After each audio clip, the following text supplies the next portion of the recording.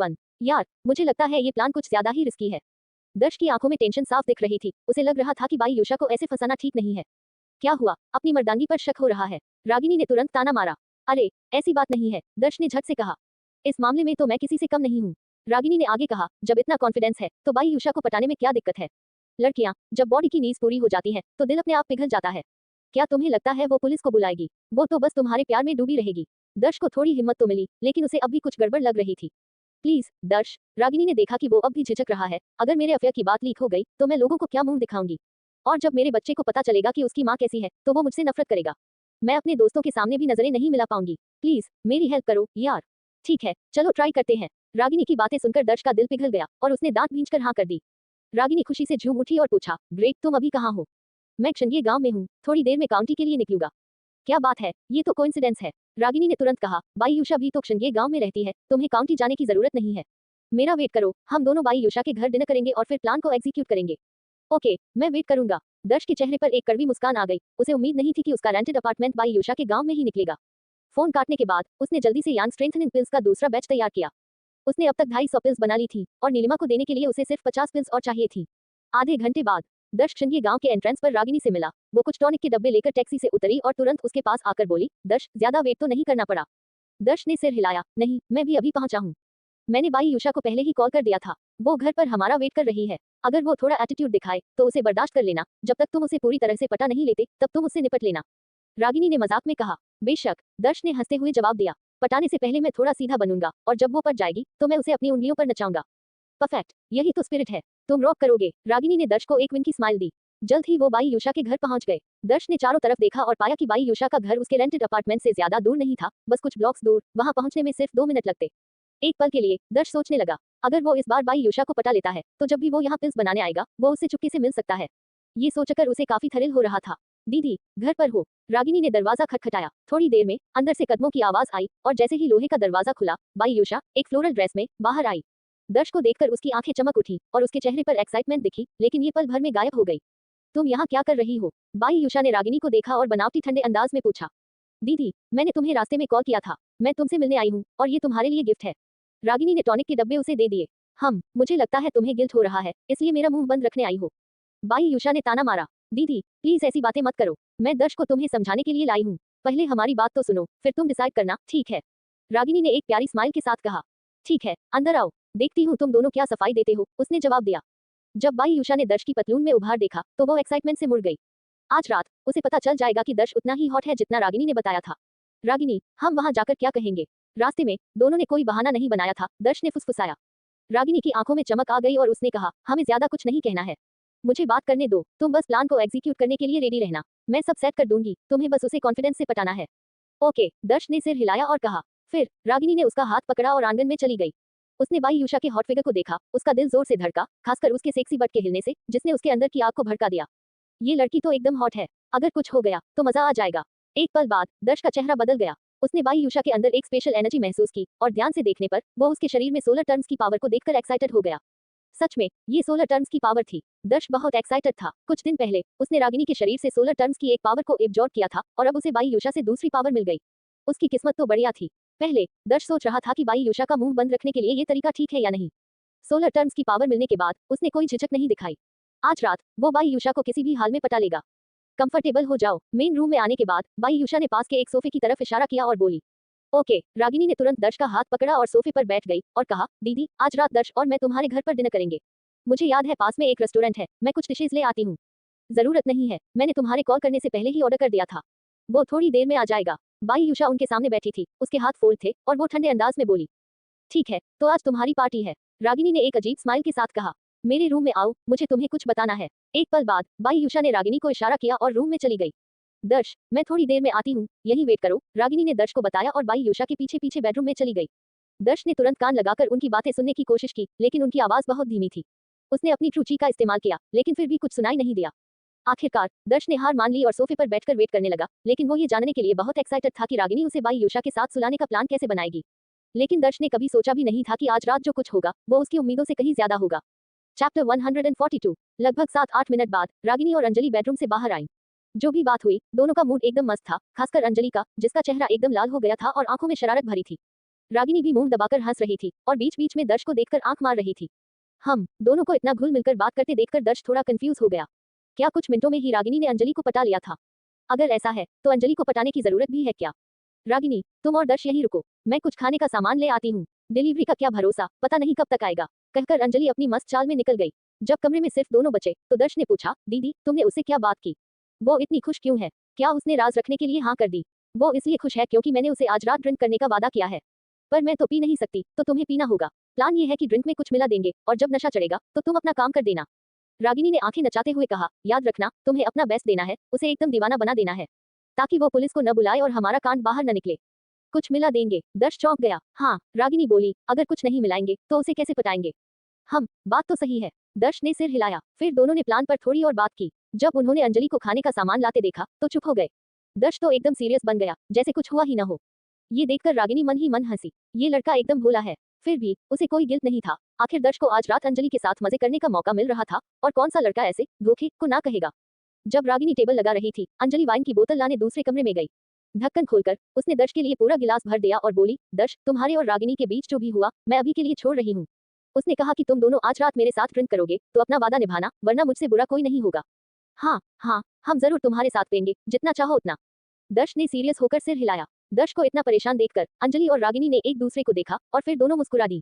अंजलि तो दर्श को ऊपर से नीचे तक देख रही थी और मन ही मन खुश हो रही थी। ये लड़का सच में हैंडसम है, किसी भी लड़के से ज्यादा। बस अफसोस है कि अंधा है, वरना न जाने कितनी लड़कियों को दीवाना बना देता। अब अंजलि समझ गई कि रागिनी ने दर्श को क्यों चुना था। अंधे होने के अलावा ये लड़का एकदम परफेक्ट था। दर्श को उनकी नजरें कुछ गड़बड़ लगी और वो थोड़ा सीरियस हो गया। उसे लगा कि दाल में कुछ काला है। चलो पियो दर्श, मैं देखती हूँ तुम कितने ईमानदार हो, अंजलि ने कहा। अंजलि ने अपना गिलास उठाया और दर्श से कहा। दर्श ने बिना सोचे गिलास उठाया और एक ही घूंट में खाली कर दिया। अंजलि ने खुश होकर सिर हिलाया, एक छोटा घूंट लिया और गिलास टेबल पर रख दिया। ऐसे ही तीनों बातें करते रहे और पीते रहे और कब पूरी बोतल खाली हो गई पता ही नहीं चला। दर्श ने सबसे ज्यादा पी, अंजलि ने थोड़ा ही पिया और रागिनी ने तो बिल्कुल नहीं, क्योंकि उसे बच्चे को दूध पिलाना था। पीने के बीच में अंजलि टॉयलेट गई। जैसे ही वो गई, रागिनी ने अपनी जेब से एक पैकेट निकाला और अंजलि के गिलास में डाल दिया। दर्श ने सब देखा और उसे थोड़ा अजीब लगा, पर अंजलि को पटाने के बारे में सोचकर उसने कुछ नहीं कहा। अंजलि वापस आई, सोफे पर बैठ गई और टेबल पर कुछ पाउडर देखकर समझ गई कि रागिनी ने अपना स्पेशल मसाला मिला दिया है। उसने तुरंत गिलास उठाया और बोली, दर्श आज मैं बहुत खुश हूँ, चलो एक और ड्रिंक लेते हैं। ठीक है, दर्श ने बिना हिचकिचाए कहा और अपना गिलास फिर से खाली कर दिया। इस बार अंजलि ने भी पूरा गिलास खाली कर दिया। लगभग 10 मिनट बाद अंजलि ने अपनी शर्ट का एक बटन खोल दिया। रोशनी में उसकी क्लीवेज एकदम चमक रही थी, जैसे किसी को बुला रही हो। उसकी गुलाबी गर्दन एकदम मस्त लग रही थी, जैसे सुबह का सूरज। मुझे बहुत गर्मी लग रही है, शायद नशा हो रहा है, तुम लोग पीते रहो, मैं थोड़ी देर लेट जाती हूँ। अंजलि उठी और लड़खड़ाती हुई बेडरूम में चली गई। लगभग 2 मिनट बाद रागिनी दर्श की तरफ मुड़ी और बोली, दर्श मेरी बहन पर अब असर हो रहा होगा। वो किसी भी लड़के को मना नहीं कर पाएगी। जैसे ही तुम अंदर जाओगे वो तुम पर टूट पड़ेगी। मैं बाहर ध्यान रखती हूँ। ठीक है। दर्श को सब कुछ अजीब लग रहा था, पर वो रुका नहीं। वो उठा और बेडरूम की तरफ चल दिया। दरवाजे पर पहुंचकर और बिस्तर पर जो देखा वो एकदम हैरान रह गया। अंजलि बिस्तर पर एकदम बिखरी पड़ी थी, उसकी स्कर्ट ऊपर उठी हुई थी और उसकी टांगें एकदम चमक रही थी। कमरे की लाइट बंद थी और चांदनी में अंजलि एकदम देवी जैसी लग रही थी। आह, बहुत गर्मी लग रही है, मुझे एक लड़का चाहिए। जब अंजलि ने दर्श को अंदर आते देखा तो उसने अपनी ब्रा की स्ट्रैप्स गिरा दी और उसके बूब्स एकदम मस्त लग रहे थे। वो उन्हें दबा रही थी और एकदम हॉट आवाजें निकाल रही थी। दर्श एकदम पागल हो गया। वो धीरे धीरे अंजलि की तरफ बढ़ा। दर्श को आते देखकर अंजलि ने नाटक किया कि उसे कुछ नहीं पता और अपने बूब्स को दबाती रही और एकदम हॉट आवाजें निकालती रही, मुझे बहुत चाहिए। काश कोई लड़का होता, मुझसे बर्दाश्त नहीं हो रहा, बचाओ। दीदी, मैं तुम्हें बचाने आया हूँ। दर्श बिना कुछ सोचे अंजलि पर टूट पड़ा। चैप्टर 143। दर्श एक भूखे भेड़िए की तरह अपने शिकार पर झपटा, अंजलि पर सफलतापूर्वक झपट पड़ा। जैसे ही उसने उसके कोमल शरीर को अपने नीचे महसूस किया, इच्छा की लहरें उस पर छा गई, खासकर जब उसने उससे निकलने वाली मादक खुशबू को पकड़ा। उसका दिमाग खाली हो गया और बिना किसी हिचकिचाहट के उसने अपने होंठ उसके होंठों पर दबा दिए, उसके कामुक होंठों को कैद कर लिया। अंजलि खुद इच्छा की असाधारण भूख वाली महिला थी। उसके पहले के आत्म सुखद क्षणों ने पहले ही उसे लालसा से भर दिया था। अब एक हैंडसम लौंडे के अचानक उसे चूमने से उसने स्वाभाविक रूप से विरोध नहीं किया और बड़ी पहल के साथ दर्श की गर्दन के चारों ओर अपनी बाहों को लपेट लिया। दोनों पूरी तरह से तालमेल में थे क्योंकि उन्होंने अपनी जीभ निकाली, तुरंत एक दूसरे के साथ उलझ गए। शराब का स्वाद जल्दी से उनके मुंह में भर गया और उस अनोखे एहसास ने उन्हें तुरंत इसमें डूब दिया। अन्य महिलाओं की तुलना में अंजलि बहुत अधिक सक्रिय थी। उनके उत्साही चुंबन के दौरान उसने दर्श की बेल्ट को खोलने के लिए नेतृत्व किया, उसके हाथ आसानी से अंदर फिसल गए। धमाका, जब उसने इसे अपने हाथ में पकड़ा तो अंजलि को ऐसा लगा जैसे बिजली गिर गई हो, उसका दिमाग तुरंत खाली हो गया। वाह, अविश्वसनीय। पहले अंजलि को वह विश्वास नहीं था जो रागिनी ने कहा था, उसकी नजर में कोई भी लौंडा 27 या 28 सेंटीमीटर का नहीं हो सकता था। लेकिन अब वास्तव में इसे अपने हाथ में पकड़कर उसे रागिनी के शब्दों पर पूरी तरह से विश्वास हो गया था। तो पता चला कि दर्श वास्तव में इतना प्रभावशाली था। जैसे जैसे उसने सिरे से आधार तक महसूस किया, उसका दिल आश्चर्य और रोमांच से दौड़ता गया। अगर उसने इसे अंदर डाला तो कितना अद्भुत लगेगा। दर्श के पास जो था उसे सचमुच देखकर अंजलि और भी उत्साहित हो गई, और जैसे ही उसने धीरे से खेला, उसने और भी उत्साह के साथ उसे चूमा। अंजलि के जुनून को महसूस करते हुए दर्श ने बिना किसी हिचकिचाहट के अपने हाथों को उसके पूर्ण कोमल उभारों पर रखा, उन्हें अपने प्रशासन के तहत विभिन्न आकारों में ढाला, जबकि उसकी उंगलियां लगातार उन पूरी तरह से पके चेरी को छेड़ रही थी। दर्श ड्रैगन और फीनिक्स मिस्ट्री स्किल की खेती करते हुए स्वाभाविक रूप से महिलाओं को आकर्षित करता था। उसकी सहलाने के दौरान ये यान मालिश तकनीक के उपयोग के साथ मिलकर अंजलि दर्श द्वारा बनाई गई खुशी के आगे पूरी तरह से झुक गई। वह परिश्रम से हौंफ रही थी, अपने दिल में उत्साह व्यक्त कर रही थी। कुछ देर तक कोमल जैद को गूंथने के बाद दर्श अब केवल उससे संतुष्ट नहीं था और धीरे धीरे अपने हाथों को नीचे ले गया। ये पता चला कि अंजलि पहले से ही एक बाढ़ वाला सुनहरा पहाड़ था। हम उस तीव्र तृप्ति की भावना को महसूस करते हुए अंजलि ने हल्के से अपने होंठ काट लिए। उसका सुंदर चेहरा एक मोहक और आकर्षक रूप ले रहा था। वह दर्श के कान के पास झुक गई, हौंकते हुए, डार्लिंग, क्या तुम अपने हाथों का उपयोग करना बंद कर सकते हो? साम्राज्य पर अपनी गाथा जारी रखें। इसके बजाय आप क्या उपयोग करना चाहेंगे? दर्श ने अंजलि के होंठों को हल्के से चूमा, मुस्कुराते हुए पूछा। बेशक, मैं इसका उपयोग करना चाहती हूँ। अंजलि ने धीरे से इसे 2 बार सहलाया। उसकी आवाज शर्मीली और मधुर थी। ठीक है, तो मैं तुम्हें संतुष्ट करूंगा, दर्श ने कहा जैसे ही उसने उसकी पोशाक को फाड़ दिया, और अचानक पीली त्वचा का एक खिंचाव अंधेरे से उभरा। अपने सामने मलाईदार विस्तार को देखकर दर्श ने अपने अंदर एक ज्वालामुखी को तुरंत फूटते हुए महसूस किया, और बिना कुछ कहे वह उस पर झपट पड़ा। आह, ये बहुत दर्द होता है। दर्श जैसे लौंडे का कभी अनुभव नहीं करने के कारण अंजलि का शरीर पहले सामना करने के लिए संघर्ष कर रहा था। हालांकि उसने इसका कोई संकेत नहीं दिखाया, अपने हाथों से दर्श की पीठ को सहलाया, अपने होंठों को कसकर काट लिया, कमजोरी के संकेत के बिना तूफान के खिलाफ मुकाबला किया। वह समझ गई कि केवल तूफान से गुजरने के बाद ही इंद्रधनुष दिखाई देगा। यदि वह इस संक्षिप्त दर्द को सहन कर सकती है तो वह परम आनंद का आनंद लेगी। बहुत तंग, अत्यधिक संकुचन को महसूस करते हुए दर्श अपने दिल में थोड़ा चौंक गया। अगर उसे पहले से पता नहीं होता तो उसके लिए ये कल्पना करना मुश्किल होता कि अंजलि, जिसका शरीर इतना अच्छी तरह से संरक्षित था, पहले से ही एक पत्नी थी। ऐसा लगता है कि अंजलि का पति बहुत प्रभावशाली नहीं था। बाहर से ये पुराना था, लेकिन अंदर से सब कुछ बिल्कुल नया था। चूंकि ऐसा है, मैं विनम्र नहीं रहूंगा। दर्श के निर्दयी हमले के तहत अंजलि का शरीर अंततः उसके अनुकूल हो गया। इस प्रकार दोनों के बीच एक चौतरफा युद्ध शुरू हुआ, उनकी अपनी दुनिया में एक अंतरंग लड़ाई। गूगल पर नोबल फायर नेट वेबसाइट खोजें ताकि उपन्यास के अध्याय जल्दी और उच्चतम गुणवत्ता में मिल सके। उसी समय रागिनी चुपचाप दरवाजे के पास पहुंची। जब उसने दोनों को बिस्तर पर उलझा हुआ देखा तो उसकी आंखों में लालसा उभर आई। हालांकि उसने दिन के दौरान अपनी मुठभेड़ की थी, अंजलि को इतनी खुशी में देखकर उसका शरीर धीरे धीरे गर्म हो गया। कोट, लेकिन उसने अंजलि से वादा किया था कि वह आज उनकी लड़ाई में भाग नहीं लेगी, ज्यादा से ज्यादा वह सिर्फ किनारे से झांक सकती थी। सेकंड बीतते गए, जल्द ही उत्साहित कराहों के बीच 1.5 घंटा बीत गया। ओह हाँ, अंत में अंजलि की उत्साहित कराहों में दर्श का शरीर अपनी सीमा तक पहुंच गया और अंजलि पर सब कुछ छोड़ दिया। गर्मी की लहरें उमड़ पड़ी, लगभग अंजलि की आत्मा को उसके शरीर से बाहर निकाल दिया। इस 1.5 घंटे की लंबी विशाल लड़ाई में अंजलि को बार बार हराया गया, दर्श द्वारा 8 बार शिखर पर लाया गया। उन चोटियों के बीच उसने अंततः खुशी के आंसू बहाए। अपने पति से शादी करने के बाद से ऐसा लग रहा था जैसे उसने शिखर तक पहुंचने का अधिकार खो दिया था। शिखर की सनसनी को महसूस करने के लिए उसे उपकरणों पर निर्भर रहना पड़ा, लेकिन वे ठंडे उपकरण एक मजबूत वीर लौंडे की तुलना कैसे कर सकते थे। 8 लगातार चोटियों ने उसे अपने सामने वाले लौंडे के साथ गहराई से प्यार में डाल दिया, और उसके शरीर और आत्मा दोनों दर्श द्वारा पूरी तरह से जीत लिए गए। समाप्त होने के बाद दर्श अंजलि के सुगंधित पसीने से भीगे केटोनिक शरीर के ऊपर आराम कर रहा था। एक बार जब उसने अंजलि से अवशोषित ऊर्जा को पचा लिया तो रक्त अंडा अचानक शानदार चमक में फट गया। पीली सफेद ऊर्जा की एक लकीर धीरे धीरे रक्त अंडे में विलीन हो गई। उसी समय रक्त अंडे पर एक और मंद स्लॉट चमकीला हो गया। तो अंजलि के अंदर 100 शर्तों की शक्ति श्वेत ओज थी। सफलतापूर्वक चौथे प्रकार की 100 शर्तों की शक्ति को इकट्ठा करने पर दर्श का दिल खुशी से भर गया। न केवल उसने अंजलि जैसी एक उत्कृष्ट सुंदरता प्राप्त की, बल्कि उसे 100 शर्तों की शक्ति भी मिली जिसकी उसे सबसे अधिक आवश्यकता थी। मुझे बताओ, क्या दुनिया में इससे ज्यादा उत्साहजनक कुछ है? दर्श, तुम वास्तव में कुछ हो। जब हम एक साथ थे उससे भी ज्यादा भयंकर। रागिनी तुरंत दर्श के पास आई, उसे प्रशंसा के साथ देख रही थी। एक गर्वित मुस्कान पहने हुए दर्श ने कहा, रागिनी बहन, मेरे प्रदर्शन ने अंजलि को काफी हद तक जीत लिया होगा, है ना? हंसो। रागिनी अपनी हंसी नहीं रोक पाई। उसने अंजलि की ओर इशारा किया जो बिस्तर पर सुन्न अभिव्यक्ति के साथ लेटी थी, और कहा, देखो, तुमने उसे एक सुन्न हंस की तरह बना दिया है। अगर वह अब तक जीती नहीं गई है तो मुझे झटका लगेगा। तो हमें आगे क्या करना चाहिए? दर्श ने पूछा। दर्श, बहुत देर हो गई है, क्या तुम घर पहुंच सकते हो? यदि तुम कर सकते हो तो तुम्हें आगे बढ़कर वापस जाना चाहिए, और मैं आज रात रुक जाऊंगी और अंजलि के साथ एक अच्छी बातचीत करूंगी ताकि ये सुनिश्चित किया जा सके कि वह हमारा रहस्य रखे। रागिनी ने कहा, उसकी आंखें बह रही थी। कोई बात नहीं, मैं आमतौर पर मसाज पार्लर में काम के बाद अकेले घर जाता हूँ, दर्श ने बिना ज्यादा सोचे समझे जवाब दिया, थोड़ा सिर हिलाते हुए। कपड़े पहनने के बाद दर्श को रागिनी ने बाहर निकाला। जब वह ज्यादा दूर नहीं चला था तो उसने रागिनी को अपने पीछे दरवाजा बंद करते हुए सुना। उस समय उसे कुछ हुआ और वह अचानक रुक गया। आज रात की घटना के बारे में कुछ अजीब था। अंजलि के साथ अपनी उन्माद के दौरान उसने उसमें काम उत्तेजक। चैप्टर 144। बहन, कैसा रहा? क्या मैंने जो कहा वह सच नहीं है? दर्श न केवल अच्छी तरह से वित्तपोषित है बल्कि विशेष रूप से अद्भुत भी है। क्या तुमने इसका आनंद लिया? हाँ, मैंने अपने जीवन में पहले कभी इतना अच्छा महसूस नहीं किया। कोई आश्चर्य नहीं कि तुमने धोखा दिया। ऐसे आदमी का सामना करना, धोखा न देना अजीब होगा। हे, हमारी योजना काफी आसानी से चली गई। दर्श को एहसास नहीं हुआ कि यह सब हमने आयोजित किया था। बहन, तुम्हारी विधि शानदार थी, जिससे मुझे बलात्कार के बहाने दर्श को तुम्हारे साथ बिस्तर पर ले जाना पड़ा। इस तरह तुमने अपनी गरिमा बनाए रखी और मजा भी किया। मैं मूर्ख बन गया। दोनों महिलाओं के बीच बातचीत सुनकर दर्श की भावनाएं अविश्वसनीय रूप से जटिल थी। उसे उम्मीद नहीं थी कि ये सब रागिनी और बाई यूशा ने व्यवस्थित किया था। हालांकि उसने आज रात 100 शर्तों की शक्ति प्राप्त कर ली थी और बाई यूशा के साथ खुशी का अनुभव किया था, लेकिन इस तरह से खेले जाने के विचार ने उसे अनाम क्रोध की तत्काल लहर से भर दिया। बहुत सोचने के बाद उसने फैसला किया कि वह इस अपमान को नहीं निगल सकता।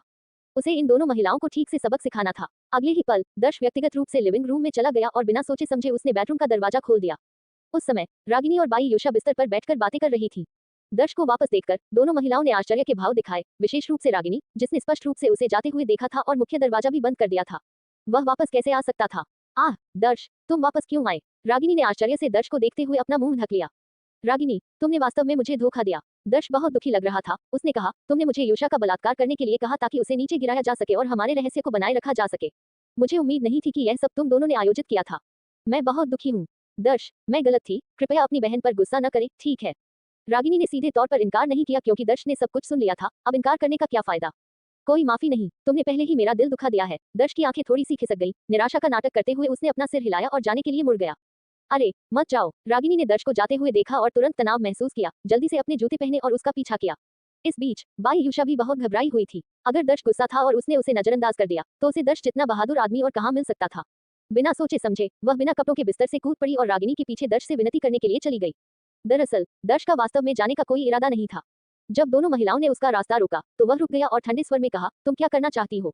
ओह दर्श प्रिय, कृपया गुस्सा मत करो, ठीक है? बहन गलत थी, मुझे तुमसे झूठ नहीं बोलना चाहिए था, कृपया मुझे माफ कर दो। रागिनी ने दर्श की गर्दन के चारों ओर अपनी बाहें लपेटी, मुस्कुराते हुए चापलूसी की और उसके गाल पर भी जोरदार चुंबन दिया। कोई माफी नहीं, मुझे झूठ बोलना सबसे ज्यादा नापसंद है। दर्श ने घमंड से अपना सिर फेर लिया, जिससे बहुत दृढ़ रवैया दिखा। ओह, तो हम तुम्हें माफ करने के लिए क्या कर सकते हैं? रागिनी अपनी बुद्धि के अंत में थी और असहाय होकर बोली, गलत काम करने के लिए सही रवैया चाहिए, एक साधारण माफी का क्या फायदा? अगर मैंने तुम्हारा दिल दुखाया होता तो क्या तुम मुझे सिर्फ इसलिए माफ कर देते क्योंकि मैंने माफी मांगी थी? दर्श ने रागिनी की ओर देखा और ठंडी मुस्कान दी। लोगों को मनाने का अनुभव न होने के कारण ऐसे शब्द सुनने के बाद रागिनी को नहीं पता था कि क्या करना है। रागिनी, तुम उठो, मैं दर्श से बात करूंगी। अंत में बाई यूशा, जो पूरे समय चुप थी, बोली। रागिनी ने देखने के लिए रुक किया। बाई यूशा को आत्मविश्वास से भरे भाव के साथ देखा। वह जानती थी कि दूसरे के पास एक अच्छी योजना होनी चाहिए और चुपचाप एक तरफ हट गई। दर्श, इसमें रागिनी की गलती नहीं है, ये सब मुझ पर है। जब रागिनी ने तुम्हें बताया कि तुम 1.5 घंटे तक टिक सकते हो और 27 या 28 सेंटीमीटर के थे, तो मैंने खुद इसका अनुभव करने के बारे में सोचा। लेकिन इसे शुरू करना बहुत शर्मनाक लगा, खासकर जब मुझे तुम्हारे और रागिनी के अफेयर के बारे में पता चला। तो मैंने एक तरीका सोचा। बाई यूशा ने दर्श को बिना कुछ छिपाए पूरी कहानी बता दी। मामले की सच्चाई जानने पर दर्श पूरी तरह से अवाक था। उसने कहा, बड़ी बहन, इसकी वास्तव में कोई आवश्यकता नहीं है। तुम्हारी तरह एक सेक्सी और खूबसूरत महिला को केवल मुझे सीधे बताने की आवश्यकता है कि तुम कुछ घटित करना चाहती हो। मैं तुम्हारे जानने से पहले ही खुश हो जाऊंगा। इसके अलावा हर किसी की इच्छाएं होती हैं, शर्मिंदा होने की क्या बात है? किसी भी महिला को तारीफ करना नापसंद नहीं होता है। और तुरंत बाई यूशा को खुशी हुई। उसने पूछा, दर्श, क्या इसका मतलब है कि तुम मुझे माफ कर देते हो? मैंने पहले कहा था, माफी ईमानदार होनी चाहिए। जब तक तुम मुझे खुश करते हो मैं तुम्हें माफ कर सकता हूँ। उसने अपना पिछला रवैया बनाए रखा। ये सुनकर बाई यूशा चुप हो गई। कुछ सेकंड के बाद उसने अचानक एक विधि सोची और कहा, ठीक है, जब तक मैं तुम्हें खुश करती हूँ तुम हम दोनों को माफ कर दोगे, है ना? दर्श ने जवाब नहीं दिया, केवल नर्म स्वर में गुनगुनाया। अगले ही पल बाई यूशा जमीन पर घुटनों के बल बैठ गई और दर्श की बेल्ट खोलने के बाद उसने उसकी ओर कामुकता से देखा और मुस्कुराई। अब बहन तुम्हें खुश करेगी। ये देखकर दर्श ने जोर से निगल लिया। उसका पूरा शरीर उत्तेजित हो गया। उसे उम्मीद नहीं थी कि बाई यूशा इस तुरुप के इक्के का सहारा लेगी। अगर ऐसा था तो वह वास्तव में नहीं जानता था कि कैसे मना करना है। हिस गर्म आलिंगन महसूस करते हुए दर्श ने तुरंत अपना सिर पीछे फेंक दिया और एक सांस छोड़ी। उसका चेहरा निर्विवाद आनंद दिखा रहा था। बाई यूशा के कौशल कुशल थे, जिससे दर्श को अभूतपूर्व अनुभव मिला। झुनझुनी की लहर के बाद लहर बिजली की तरह उसके माध्यम से बह रही थी और एक पल के लिए वह रमणीय आनंद में खो गया और बाकी सब कुछ भूल गया। लगभग 15 मिनट बाद बाई यूशा रुक गई और दर्श की ओर देखा। उसने पूछा, अब कैसा है? क्या तुम अब हमें माफ कर सकते हो? दर्श ने चुपके से रागिनी की ओर देखा और कहा, वास्तव में तुम्हारे कार्यों ने मुझे बहुत खुश किया है, लेकिन तुम दोनों ने मुझे धोखा दिया, इसलिए क्या तुम दोनों को एक साथ मुझे खुश नहीं करना चाहिए? इस कथन ने बाई यूशा और रागिनी को एक दूसरे की ओर देखा। तुरंत दर्श के निहितार्थ को समझा। ठीक है, हम दोनों एक साथ। बाई यूशा ने रागिनी को देखा। उन्हें दर्श को खुश करने के लिए सेना में शामिल होने का संकेत दिया। नहीं नहीं नहीं, एक साथ नहीं, रागिनी ने बार बार अपने हाथ हिलाए, इनकार करते हुए। हालांकि उसने दर्श को पहले अपने मुंह से मदद की थी, लेकिन अब अपने पति की बहन के साथ ऐसा करने से उसे शर्मिंदगी महसूस हुई। तुम किस बात की शर्म कर रही हो? हम दोनों दर्श के साथ रहे हैं, एक साथ उसकी सेवा करने में क्या गलत है? बाई यूशा, बहुत खुले विचारों वाली, रागिनी को दर्श की ओर खींचते हुए बोली। इसके अलावा दर्श अभी भी परेशान है। अगर हम ऐसा नहीं करते हैं तो वह हमें माफ नहीं करेगा। क्या तुम वास्तव में इतने अविश्वसनीय आदमी को खोना चाहती हो? मैं ऐसा नहीं चाहती, रागिनी ने धीरे से अपना सिर हिलाया। तो चलो इसे एक साथ करते हैं, दर्श को खुश करते हैं और वह हमें नहीं छोड़ेगा। बाई यूशा ने गंभीरता से कहा। ठीक है फिर। अंत में रागिनी ने हार मान ली और सक्रिय रूप से संपर्क किया, अपना मुंह खोल दिया। ये देखकर बाई युषा ने दर्श को कामुकता से देखा और फिर अंदर चली गई। वाह, दो शानदार महिलाओं द्वारा एक साथ सेवा की जा रही है। दर्श ने राहत की सांस ली, उसका चेहरा निर्विवाद आनंद दिखा रहा था। और इसी तरह सत्र 20 मिनट से अधिक समय तक जारी रहा जब तक कि वे दोनों अंततः रुक नहीं गए। दर्श, क्या तुम अभी भी परेशान हो? रागिनी ने अपने गले में दर्द को रगड़ते हुए विनती करते हुए पूछा। हम अभी शुरुआत कर रहे हैं। आज रात तुम दोनों ये सुनिश्चित करने जा रहे हो कि मैं पूरी तरह से आनंद लूं। चैप्टर 145। अगले दिन सुबह सुबह दर्श नींद से जागा और अपने दोनों ओर की शानदार सुंदरियों को देखकर पिछली रात की गहन लड़ाई उसके दिमाग में उमड़ पड़ी। ये कहना पड़ेगा कि रागिनी और वीरा सचमुच बहुत उग्र थी। विशेष रूप से वीरा, जो दर्श के साथ 1.5 घंटे की भीषण लड़ाई के बाद भी नई लड़ाई में वीरता से लड़ी और उसके पास और भी कई तरकीबें थी। रागिनी के सहयोग के साथ उन्होंने दर्श को सुबह 4 बजे के बाद तक नहीं छोड़ा। अगर वह एक साधारण आदमी होता तो उन दो प्यासी सुंदरियों का सामना करते हुए वह केवल दया की भीख मांग सकता था। सौभाग्य से दर्श कोई साधारण आदमी नहीं था। हालांकि वह अंत तक थक गया था, फिर भी वह इस भव्य लड़ाई में एक संकीर्ण जीत के साथ बाहर आया। अंत में वीरा और रागिनी दोनों ने दया की भीख मांगी, बिस्तर पर बेहोश पड़ी रही। वीरा ने एक बिंदु पर दर्श को डैडी भी कहा। वीरा के घर से निकलने के बाद जब दर्श यान स्ट्रेंथनिंग पिल्स तैयार करने के लिए किराए के आंगन में लौट रहा था तो उसे अचानक याद आया कि कल रात उसके फोन की बैटरी खत्म हो गई थी। उसने सविता से एक चार्जर उधार लिया और फोन चालू किया तो उसे कई मिस्ड कॉल मिले, सभी उसकी भाभी अंजलि के। गुलाब, दर्श का दिल धड़क उठा, यह महसूस करते हुए कि वह अपनी भाभी को यह बताना भूल गया था कि वह कल रात घर नहीं आएगा। कई मिस्ड कॉल स्पष्ट रूप से दिखा रहे थे कि वह चिंतित थी। बिना सोचे समझे दर्श ने तुरंत अंजलि को वापस फोन किया। दर्श, तुम कल रात कहाँ थे? अंजलि ने जल्दी से फोन उठाया, उसकी आवाज चिंता से भरी हुई थी। अपनी भाभी की चिंता महसूस करते हुए दर्श का दिल गर्मजोशी से भर गया और उसने धीरे से कहा, भाभी, मैं कल रात एक दोस्त के घर पर रुका था और आपको फोन करना भूल गया। आपको इतनी देर तक चिंता में डालने के लिए मैं वास्तव में माफी चाहता हूँ। जब तक तुम ठीक हो मुझे डर था कि तुम्हारे साथ कुछ खतरनाक हो गया होगा। अंजलि ने फोन के दूसरी तरफ गहरी राहत की सांस ली और कहा, मैं कल रात तुम्हारे बारे में बहुत चिंतित थी, मैं सुबह 5 बजे तक नहीं सोई। मैं अब आराम करने जा रही हूँ। भाभी, आपको आराम करना चाहिए। दर्श ने बहुत अपराधबोध महसूस किया। जब वह रागिनी और वीरा के साथ मौज मस्ती कर रहा था, अंजलि घर पर उथल पुथल की स्थिति में थी। आह भरते हुए उसने संकल्प लिया कि भविष्य में अगर वह रात भर बाहर रहने की योजना बनाता है तो उसे अपनी भाभी को सूचित करना याद रखना चाहिए। सुबह तक दर्श ने शेष 50 यान स्ट्रेंथनिंग पिल्स बनाना समाप्त कर दिया था। नीलिमा से किए गए 300 यान स्ट्रेंथनिंग पिल्स के वादे अब तैयार थे। जैसे ही दर्श नीलिमा को गोलियां देने वाला था, उसे अमन के साथ दोपहर का भोजन करने के लिए पायल का फोन आया। आखिरकार यह 4 सीज मार्शल पेविलियन में ट्यूटर बनने के उसके मौके के लिए मायने रखता था, इसलिए दर्श ने नीलिमा को अमृत देने को स्थगित करने का फैसला किया। अमन के साथ दोपहर का भोजन समाप्त करने के बाद जाने में कोई बुराई नहीं थी। दर्श, मैंने पता किया और अमन हाल ही में तले हुए चिकन खाना चाहता है। सुबह 11:30 बजे तुम ताओयुआन फ्राइड चिकन रेस्तरां में हमारा इंतजार करो, पायल ने उसे फोन पर बताया। कितना संयोग, दर्श कुछ समय से ताओयुआन तले हुए चिकन खाना चाहता था। उसने पूजा के साथ जाने की व्यवस्था की थी, लेकिन विभिन्न कारणों से ऐसा नहीं हो पाया था। ऐसा लग रहा था कि उसे अब अपनी लालसा को संतुष्ट करना होगा। गूगल पर नोवेल फायर नेटी वेबसाइट खोजें, उपन्यास के अध्यायों को जल्दी और उच्चतम गुणवत्ता में एक्सेस करें। फिर दर्श को रेखा ने जो उल्लेख किया था वह याद आया। उसने कहा था कि पूजा की बहन असाधारण रूप से सुंदर है, एक परी की तरह, जिसने उसे हमेशा बहुत उत्सुक बना दिया था। आज तले हुए चिकन रेस्तरां में पूजा की बहन को खुद देखने का सही अवसर होगा। दोपहर 11:30 बजे दर्श टैक्सी से ताओयुआन फ्राइड चिकन रेस्तरां पहुंचा और उसके सामने 3 मंजिला इमारत को देखकर उसके चेहरे पर आश्चर्य का भाव आ गया। ताओयुआन काउंटी के सदी पुराने ब्रांड के रूप में अपनी प्रतिष्ठा के अनुरूप इतने बड़े पैमाने के रेस्तरां का निर्माण इसके बढ़ते व्यवसाय के बारे में बहुत कुछ बताता है। इस चरम भोजन के समय रेस्तरां पहले से ही खचाखच भरा हुआ था, पार्किंग स्थल क्षमता से भरा हुआ था, जिसमें कुछ बाहरी शहर के लाइसेंस प्लेट भी शामिल थे। स्पष्ट रूप से ताओयुआन तले हुए चिकन की लोकप्रियता चौंका देने वाली थी, यहाँ तक कि दूर दराज से आने वाले आगंतुकों को भी इसे चखने के लिए उत्सुक थी। दर्श, तुम यहाँ कैसे आए? जैसे ही वह अंदर आया, दर्श ने पास में एक परिचित आवाज सुनी। अपना सिर घुमाते हुए दर्श ने पूजा को पास आते देखा और उसके चेहरे पर आश्चर्य का भाव आया और उसने कहा, पूजा, तुम यहाँ क्या कर रही हो?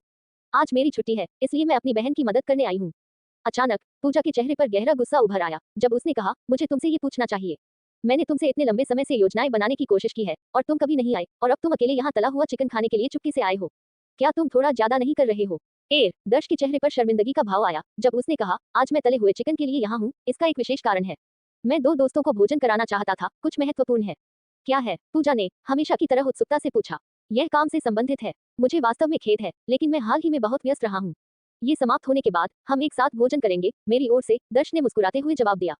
चूंकि उसे अभी भी पूजा से अपने लिए गवाही देने की आवश्यकता थी, इसलिए पूजा ने उस पर और दबाव नहीं डाला और हल्के से सिर हिलाया। ये वास्तव में भोजन के बारे में नहीं है, मैं बस वही समाप्त करना चाहती हूँ जो हमने पहले शुरू किया था। अन्यथा ये हमेशा मुझे परेशान करेगा। तुम किस बारे में बात कर रही हो? दर्श पूरी तरह से भ्रमित था। क्या कुछ ऐसा था जो उसने और पूजा ने समाप्त नहीं किया था? ओह माय, तुम कैसे भूल सकते हो? पूजा की भौहें सिकुड़ गईं क्योंकि उसने जल्दी से चारों ओर देखा।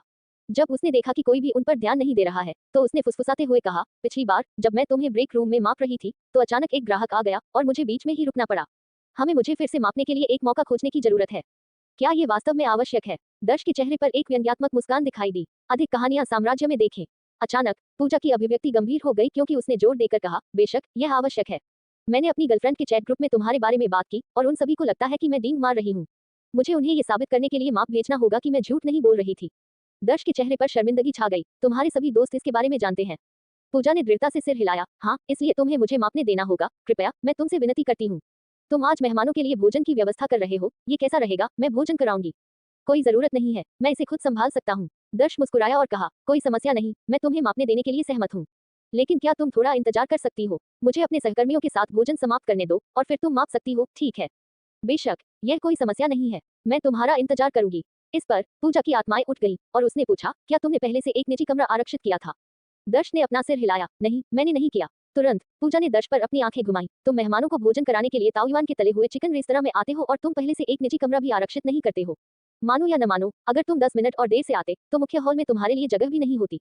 मैं लापरवाह रहा हूँ। दर्श के दिल में एक पल के लिए जकड़न आ गई। वह इतनी महत्वपूर्ण बात कैसे भूल सकता था? चूंकि तुम मुझे माप लेने देने के लिए सहमत हो गए हो, मैं तुम्हें अपनी बहन के पास ले जाऊंगी, वह तुम्हारे लिए एक अच्छा कमरा व्यवस्थित करेगी। ठीक है, धन्यवाद। पूजा के मार्गदर्शन में दर्श रिसेप्शन क्षेत्र की ओर बढ़ा। जैसे ही दर्श छोटे आंगन में दाखिल हुआ, उसकी जेब में छिपा स्वर्गीय आत्मा पात्र का टुकड़ा प्रतिक्रिया। यहाँ कहानी का एक और मॉडर्न और टीनेज वर्जन है जिसमें कुछ एडल्ट शब्दों का इस्तेमाल किया गया है।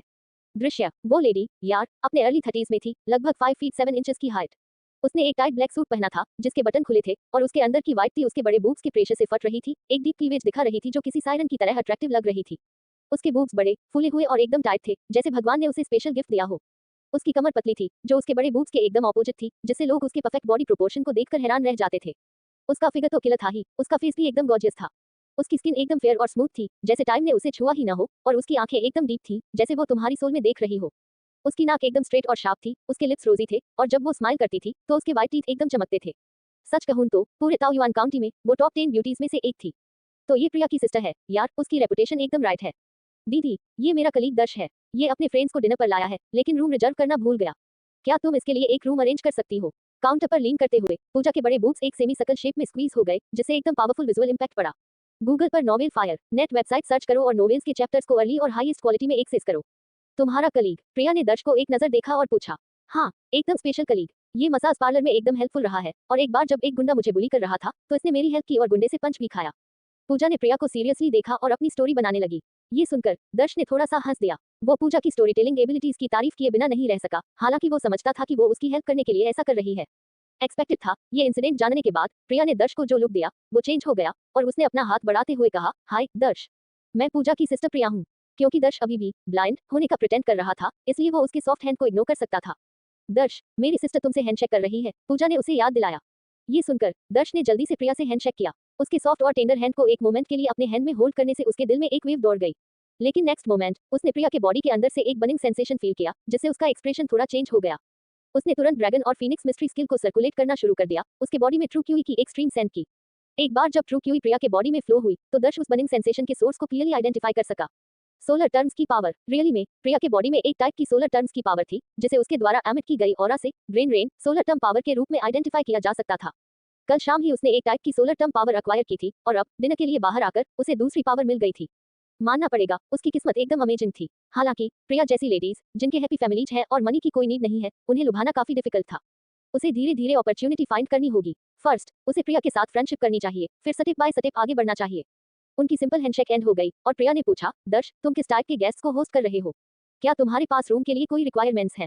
दीदी, वे काफी इंपॉर्टेंट गेस्ट्स हैं, हमें रियली में एक गुड रूम अरेंज करने की नीड है, पूजा ने कहा, ये फील करते हुए कि दर्श बोलने में बहुत एम्बेरेस्ड था, इसलिए उसने उसके लिए इनिशिएटिव लिया।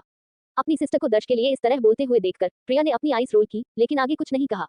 उसने उन रूम्स के लिए कंप्यूटर चेक करना शुरू कर दिया जो अभी तक रिजर्व नहीं थे और पूछा, दर्श, तुम कितने लोग हो? 4। दर्श ने सोचा कि ओझा भी शायद डिनर के लिए आएगा।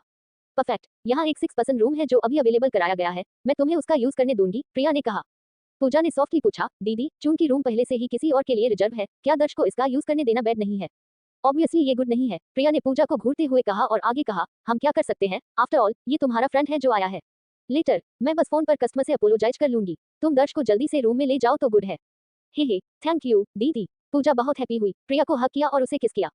प्रिया की आईज अफेक्शन से फिल हो गई, लेकिन उसने पूजा को डिस्गस्ट से दूर धकेल दिया।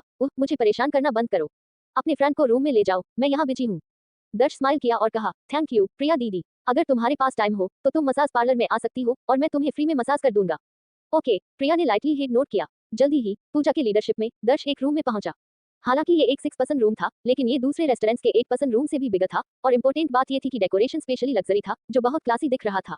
यहाँ डिनर होस्ट करना बहुत प्रेस्टिजियस होगा। दर्श, मैंने तुम पर इतना बिग फेवर किया है, हमारे एग्रीमेंट को मत भूलो। डिनर के बाद मुझे तुम्हारा मेजरमेंट लेने दो, पूजा ने कहा, क्योंकि उसने दर्श की पैंट में बल्ज को एक सीरियस फेस के साथ देखा। ऑब्वियसली मैं अपना प्रॉमिस कीप करता हूँ और बैक आउट नहीं करूंगा। गुड, तो मैं अब बिजी होने जा रही हूँ। आज हमारे पास काफी कस्टमर्स हैं। पूजा के जाने के बाद दर्श ने पायल को रूम नंबर बताने के लिए फोन किया। लगभग 15 मिनट्स वेट करने के बाद पायल और अमन प्राइवेट रूम में पहुंचे। जब उसने पायल को देखा तो उसकी आईज तुरंत चमक उठी। कुछ देर से उसे न देखने के कारण पायल और भी ब्यूटीफुल हो गई थी, स्पेशली उसकी स्किन जो और भी अधिक व्हाइट और मॉइस्ट थी। मोस्ट इंपोर्टेंट बात यह है कि दर्श ने पायल के बॉडी के अंदर ट्रू क्यूई की एक स्ट्रीम को भी मूव करते हुए देखा। हालांकि ट्रू क्यूई की केवल एक वेरी लाइट स्ट्रीम थी और पायल को शायद इसका रियलाइज भी नहीं था। ट्रू क्यूई क्यों थी, इसके बारे में दर्श ने पहले ही आंसर सोच लिया था। ये तब हुआ होगा जब मेडिसिनल बात के दौरान जब उसने टब में अपना एसेंस छोड़ दिया था। जब पायल ने मेडिसिन की प्रॉपर्टीज को अब्सॉर्ब किया तो उसने उसके एसेंस को भी अब्सॉर्ब कर लिया। एक ऑर्डिनरी मैन की चीज का डेफिनेटली कोई इंपैक्ट नहीं पड़ेगा, लेकिन वो एक साधक था और उसका एसेंस एक वेरी नॉरिशिंग ट्रेजर था। ट्रेनर पायल, ट्रेनर अमन, आप आ गए। दर्श ने तुरंत दोनों को सिट डाउन करने के लिए इनवाइट किया। परेशान होने की कोई नीड नहीं, आफ्टर ऑल मेरी आईज गुड नहीं है, हम खुद ही हैंडल कर लेंगे। अमन ने दर्श को सिट डाउन करने के लिए इंडिकेट करते हुए अपना हैंड वेव किया। ओरिजिनली अमन पायल के नेक्स्ट में सिट डाउन करना चाहता था, लेकिन पायल दर्श के नेक्स्ट में सिट डाउन करने के लिए रन कर गई। ये देखकर अमन को गिव अप करना पड़ा। आफ्टर ऑल इतने बिग टेबल के साथ 3 पर्सन्स का एक साथ सिट डाउन करना थोड़ा ऑकवर्ड लग रहा था। फिर भी अमन पायल को इंडिकेट करता। चैप्टर 147। दरवाजा छोड़ने के बाद दर्श ने ओझा को गुलाब के फूलों का गुलदस्ता और एक गिफ्ट बॉक्स उसके पैरों पर देखा। वो एक वेटर से कुछ खुसर पुसर कर रहा था। जब उनकी बात खत्म हुई तो वेटर ने ओके का साइन दिया, गुलाब और गिफ्ट बॉक्स उठाया और निकल गया। तभी दर्श उसके पास आया और पूछा, ओझा क्या तू मुझसे कुछ काम के लिए मिलना चाहता था? उस वक्त ओझा एकदम झक्कास लग रहा था। उसने दर्श के कंधे पर हाथ रखा और बोला, अमन ने तुझे ढूंढने के लिए कहा था। वो पायल को प्रपोज करने के लिए तेरी डिनर पार्टी यूज करना चाहता है। पार्टी खत्म होने के बाद वो मास्टर से बात करेगा और तुझे मेंटर बनाने के लिए कहेगा।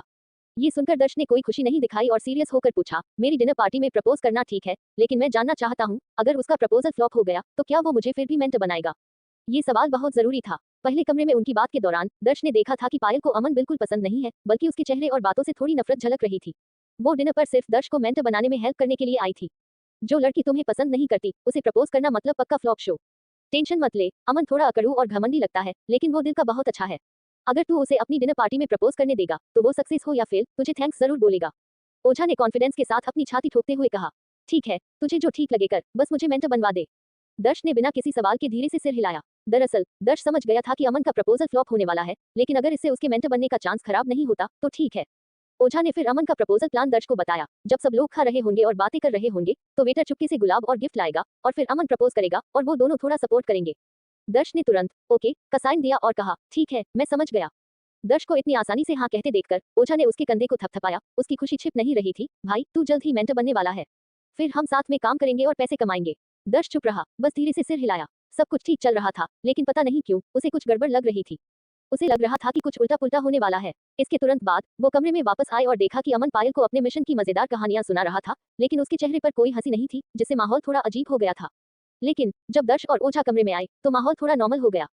किसी को बात करते न देखकर ओझा ने बात शुरू की, पायल क्या तुझे तेरी लकड़ी की खूंटी मिल गई? लकड़ी की खूंटी सुनते ही पायल का चेहरा गुस्से से लाल हो गया। उसने कहा, नहीं, मुझे नहीं पता कि किस कमीने ने मेरी उधार ली हुई लकड़ी की खूंटी चुरा ली। अगर वो मुझे मिल गया तो मैं उसकी हड्डी पसली एक कर दूंगी। लकड़ी की खूंटी। दर्श का चेहरा अचानक बदल गया। क्या वो उसी लकड़ी की खूंटी की बात कर रहे थे जिसे उसने पाउडर बना दिया था? उसे यकीन नहीं था, इसलिए दर्श ने कुछ नहीं बोला, बस चुपचाप उनकी बातें सुनता रहा। अमन ने पायल से कहा, टेंशन मत ले पायल, मंडप के मालिक ने पहले ही इसकी जांच शुरू कर दी है। मुझे यकीन है कि तेरी लकड़ी की खूंटी मिल जाएगी। मुझे हैरानी है, 4 समुद्र मार्शल मंडप से चोरी करने की हिम्मत किसकी हुई? उसकी तो मौत आ गई होगी। ओझा ने सिगरेट जलाई, एक कश लिया और कहा, क्या किसी और टॉप 3 मार्शल मंडपों में से किसी ने लकड़ी की खूंटी चुराई होगी? मैंने सुना है कि पायल की लकड़ी की खूंटी खास दोस्त से उधार ली गई थी और एक स्पेशल मटेरियल से बनी थी जिसकी कीमत लाखों में है। लाखों? पानी पीते हुए दर्श लगभग हौंक गया। उसने पायल को हैरानी से देखा। उसे लगा था कि उसने जिस लकड़ी की खूंटी को तोड़ा था वो बस नॉर्मल कबाड़ थी। उसे नहीं पता था कि वो इतनी कीमती थी। हे भगवान, मैंने क्या कर दिया? एक पल के लिए दर्श ने कुछ नहीं बोला। इस वक्त सच बताना ठीक नहीं था। जब मौका मिलेगा तो वो पायल को अकेले में समझा देगा। अगर जरूरी हुआ तो वो उसे पैसे देने के लिए और यान बढ़ाने वाली गोलियां बना देगा। उनकी हिम्मत नहीं होगी। अमन ने हंसते हुए कहा, ताओयुआन काउंटी के 4 लीडर्स ने पहले ही शांति समझौता कर लिया है और हमारे 4 बड़े मार्शल मंडप 4 गेट्स के अंदर आते हैं। अगर साउथ गेट का कोई मंडप हमसे चोरी करेगा तो ये शांति समझौते को तोड़ने जैसा होगा। कोई भी मंडप ऐसा करने की हिम्मत नहीं करेगा। ये तो सही है, तो लकड़ी की खूंटी ऐसे ही गायब हो गई, ये तो बहुत अजीब है। ओझा ने मुंह में सिगरेट लिए कहा, छोड़ो, पहले खाना खाते हैं और इस बारे में बात करना बंद करते हैं। पायल ने हाथ हिलाते हुए कहा, अगर 2 दिन में नहीं मिली तो मुझे पुलिस को बुलाना पड़ेगा। अगर वो लकड़ी की खूंटी चुराने वाला चोर मुझे मिल गया तो मैं उसे बताऊंगी कि मेरी मुट्ठी कितनी ताकतवर है। ये कहते हुए पायल ने अपनी मुठ्ठियां भी दिखाई, जिससे वो बहुत गुस्से में लग रही थी। लगता है मुझे पायल को सब कुछ समझाने का मौका ढूंढना पड़ेगा, नहीं तो ये मामला बहुत बड़ा हो सकता है। ये मेरे मेंटर बनने के चांस को भी खराब कर सकता है। बात खत्म होने के बाद वेटर खाना लाया और ये देखकर अमन ने ओझा की तरफ देखा। फिर ओझा ने चुपके से ओके का साइन दिया, जिसका मतलब था कि सब ठीक है। ये देखकर अमन को राहत मिली। उसने पायल की तरफ देखा और उसके चेहरे से लग रहा था कि उसे अभी भी पायल को इम्प्रेस करने का पूरा भरोसा था। ये देखकर दर्श ने धीरे से आह भरी। दोस्त, पायल के चेहरे से साफ दिख रहा है कि वो तुझे पसंद नहीं करती, तुझे इतना कॉन्फिडेंस कैसे है? शायद यही तो प्यार का अंधापन है। लेकिन दर्श को इससे कोई मतलब नहीं था। जब तक वो उसे मेंटर बना देता, वो कुछ भी कर सकते थे। जल्द ही लास्ट डिश वेटर लाया और एक और वेटर कमरे में आया और जब पायल ध्यान नहीं दे रही थी तो उसने फूल और गिफ्ट अमन को दे दिए। खाना आने के बाद पायल ने धीरे से दर्श के पैर पर लात मारी। तुरंत दर्श सब समझ गया। उसने अपना गिलास उठाया और कहा, डायरेक्टर अमन, मुझे लगता है तुझे पता है कि मैं मेंटर बनना चाहता हूँ। पहले ओझा और मेरे बीच कुछ झगड़ा था, लेकिन अब हम दोस्त बन गए हैं। मुझे उम्मीद है कि तू मुझे मेंटर बना देगा। कोई प्रॉब्लम नहीं है, मैंने ओझा और मंडप के मालिक से तेरी काबिलियत के बारे में सुना है। अगर तू ओझा को हरा सकता है तो तू मेंटर बनने के लायक है। अब जब हम एक साथ खाना खा रहे हैं तो ये भी एक किस्मत की बात है। वापस जाकर मैं तुझे मंडप के मालिक से मिलवा दूंगा। अमन बहुत दरियादिल अपना गिलास उठाया और दर्श के साथ टकराते हुए कहा, ठीक है। दर्श अंदर ही अंदर खुश हो रहा था। एक बार वो 4 समुद्र मार्शल मंडप में मेंटर बन जाता तो वो सिर्फ पैसे कमाने के लिए काम नहीं करता, बल्कि वो इस पोजीशन का यूज करके और भी पावरफुल लोगों से मिल सकता था और इन कॉन्टेक्ट्स का यूज करके वो कुछ रेयर मेडिसिनल मटेरियल खरीद सकता था। ये उसकी तरक्की के लिए बहुत अच्छा होता। अमन को इतनी आसानी से हाँ कहते देखकर पायल भी बहुत खुश थी। जब तक दर्श मेंटर बन जाएगा वो उसके साथ स्कूल जा सकती थी। अगर वो दिन रात साथ रहेंगे तो उन्हें एक दूसरे से प्यार हो जाएगा और वो एक साथ ड्रैगन फीनिक्स पंच की प्रैक्टिस कर सकते थे। चैप्टर 148। शांत। एक पल में शोरगुल से भरा कमरा कब्रिस्तान की तरह शांत हो गया। आप एक पिन गिरने की आवाज सुन सकते थे। तुरंत बाद ओझा और अमन की निगाहें दर्श पर टिकी, खासकर अमन की। उसने सोचा था कि आज वह निश्चित रूप से पायल को अपनी प्रेमिका बना लेगा, लेकिन अप्रत्याशित रूप से उसने उसे ऐसे कारण से अस्वीकार कर दिया था। ओझा की अभिव्यक्ति भी बहुत अजीब थी। उसे स्पष्ट रूप से याद था कि रेखा दर्श की प्रेमिका थी। रेखा के कारण ही उसका दर्श के साथ संघर्ष हुआ था। उसने कभी कल्पना नहीं की थी कि इतनी उत्कृष्ट पायल भी दर्श पर फिदा हो जाएगी। क्या ये हो सकता है? क्या इस लड़के की महिलाओं के साथ किस्मत वास्तव में इतनी मजबूत है? एक तरफ मार्शल आर्ट स्कूल से उसका अच्छा भाई था और दूसरी तरफ एक डॉक्टर जो उसकी बहन मीरा का इलाज कर सकता था। वह दोनों पक्षों को नाराज नहीं कर सकता था। एक पल के लिए ओझा तुरंत एक अदृश्य आदमी में बदल गया, एक कोने में छिप गया, कांप रहा था, एक आवाज बनाने की हिम्मत नहीं कर रहा था। Quote question mark question mark question mark quote. इस समय सबसे अधिक भ्रमित दर्श होना था। वह सिर्फ एक दर्शक बनना चाहता था, लेकिन उसने उम्मीद नहीं की थी कि पायल अमन को अस्वीकार करने के लिए युद्ध के मैदान को उस पर स्थानांतरित कर देगी। कोई रास्ता नहीं। दर्श का चेहरा उदासी से भर गया। बहन, क्या हम ऐसा नहीं कर सकते? नोबल फायर नेटी वेबसाइट पर गूगल पर खोज करें ताकि उपन्यासों के अध्याय जल्दी और उच्चतम गुणवत्ता में मिल सके। सामान्य परिस्थितियों में भले ही अमन को अस्वीकार कर दिया जाता, फिर भी वह चेहरे को बचाने के लिए उसे ट्यूटर बनने की सिफारिश करता, लेकिन ऐसे छल के बाद अमन निश्चित रूप से उसे सिफारिश करना छोड़ देगा और पहले ओझा की तरह हस्तक्षेप भी कर सकता है। कोई भी सामान्य व्यक्ति अपने प्रेम प्रतिद्वंद्वी को इतना आसान नहीं होने देगा, है ना? निश्चित रूप से पायल ने जो कहा उसे सुनने के बाद अमन मौके पर ही खड़ा हो गया। उसका चेहरा बर्फीला था क्योंकि उसने पायल से पूछा, पायल, तुमने अभी क्या कहा? जिस व्यक्ति को तुम पसंद करती हो वह दर्श है। हाँ, जिसे मैं पसंद करती हूँ वह दर्श है। दरअसल पायल को ये कहने का भी पछतावा हुआ क्योंकि उसने सोचा था कि दर्श के दिमाग में क्या है, लेकिन जब चीजें इस बिंदु पर पहुंच गई थी तो उसे गोली को काटना पड़ा और जारी रखना पड़ा। अगर मैं उसे पसंद नहीं करती तो मैं उसे क्यों चुनती जब किसी ट्यूटर ने उसे नहीं चुना?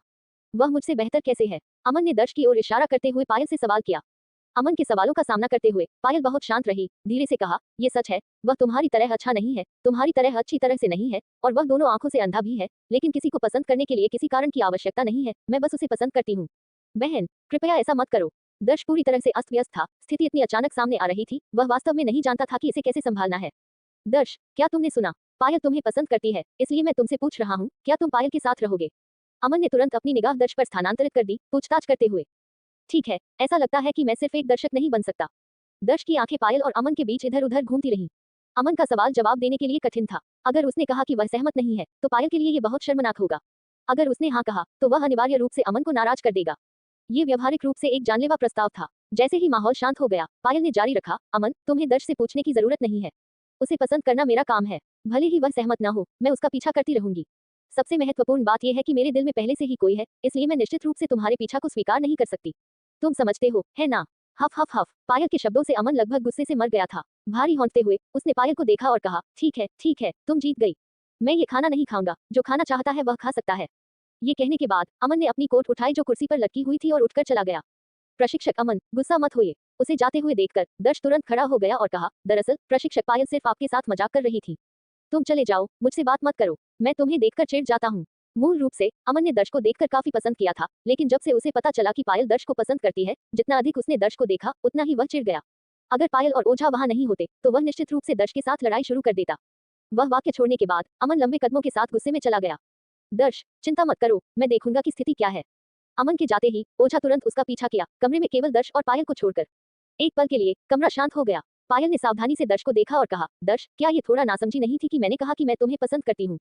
बड़ी बहन, तुम्हें अब एहसास हुआ? एक आह को रोकने में असमर्थ दर्श ने पूछा, अगर तुम सिर्फ अमन को अस्वीकार करना चाहती थी तो तुम किसी और का नाम ले सकती थी, क्यों उस व्यक्ति का नाम लाओ जिसे उससे कुछ चाहिए? उसके गुस्से को देखो, वह निश्चित रूप से अब मुझे एक सलाहकार के रूप में सिफारिश नहीं करेगा। ये सुनकर पायल के चेहरे पर अपराध बोध का भाव दिखाई दिया, क्योंकि उसने कहा, माफ करना, मैंने उस समय ज्यादा नहीं सोचा था। जब मैंने अचानक कहा कि मैं तुम्हें पसंद करती हूँ तो यह इसलिए था क्योंकि तुम्हें वीर को उकसाते हुए देखकर मुझे बहुत असहज महसूस हुआ। आखिरकार मैंने तुम्हें पति कहा है और तुमने मुझे पहले पत्नी कहा है। सबसे महत्वपूर्ण बात, हमने एक साथ औषधीय स्नान भी किया है। सभी लोगों में से तुम्हें ताना मारने में शामिल नहीं होना चाहिए था। मैंने तुम्हें पत्नी कहा और तुमने मुझे पति कहा, क्योंकि हम। दर्श के समाप्त होने से पहले अचानक एक धमाका हुआ, क्योंकि दरवाजा लात मारकर खोला गया।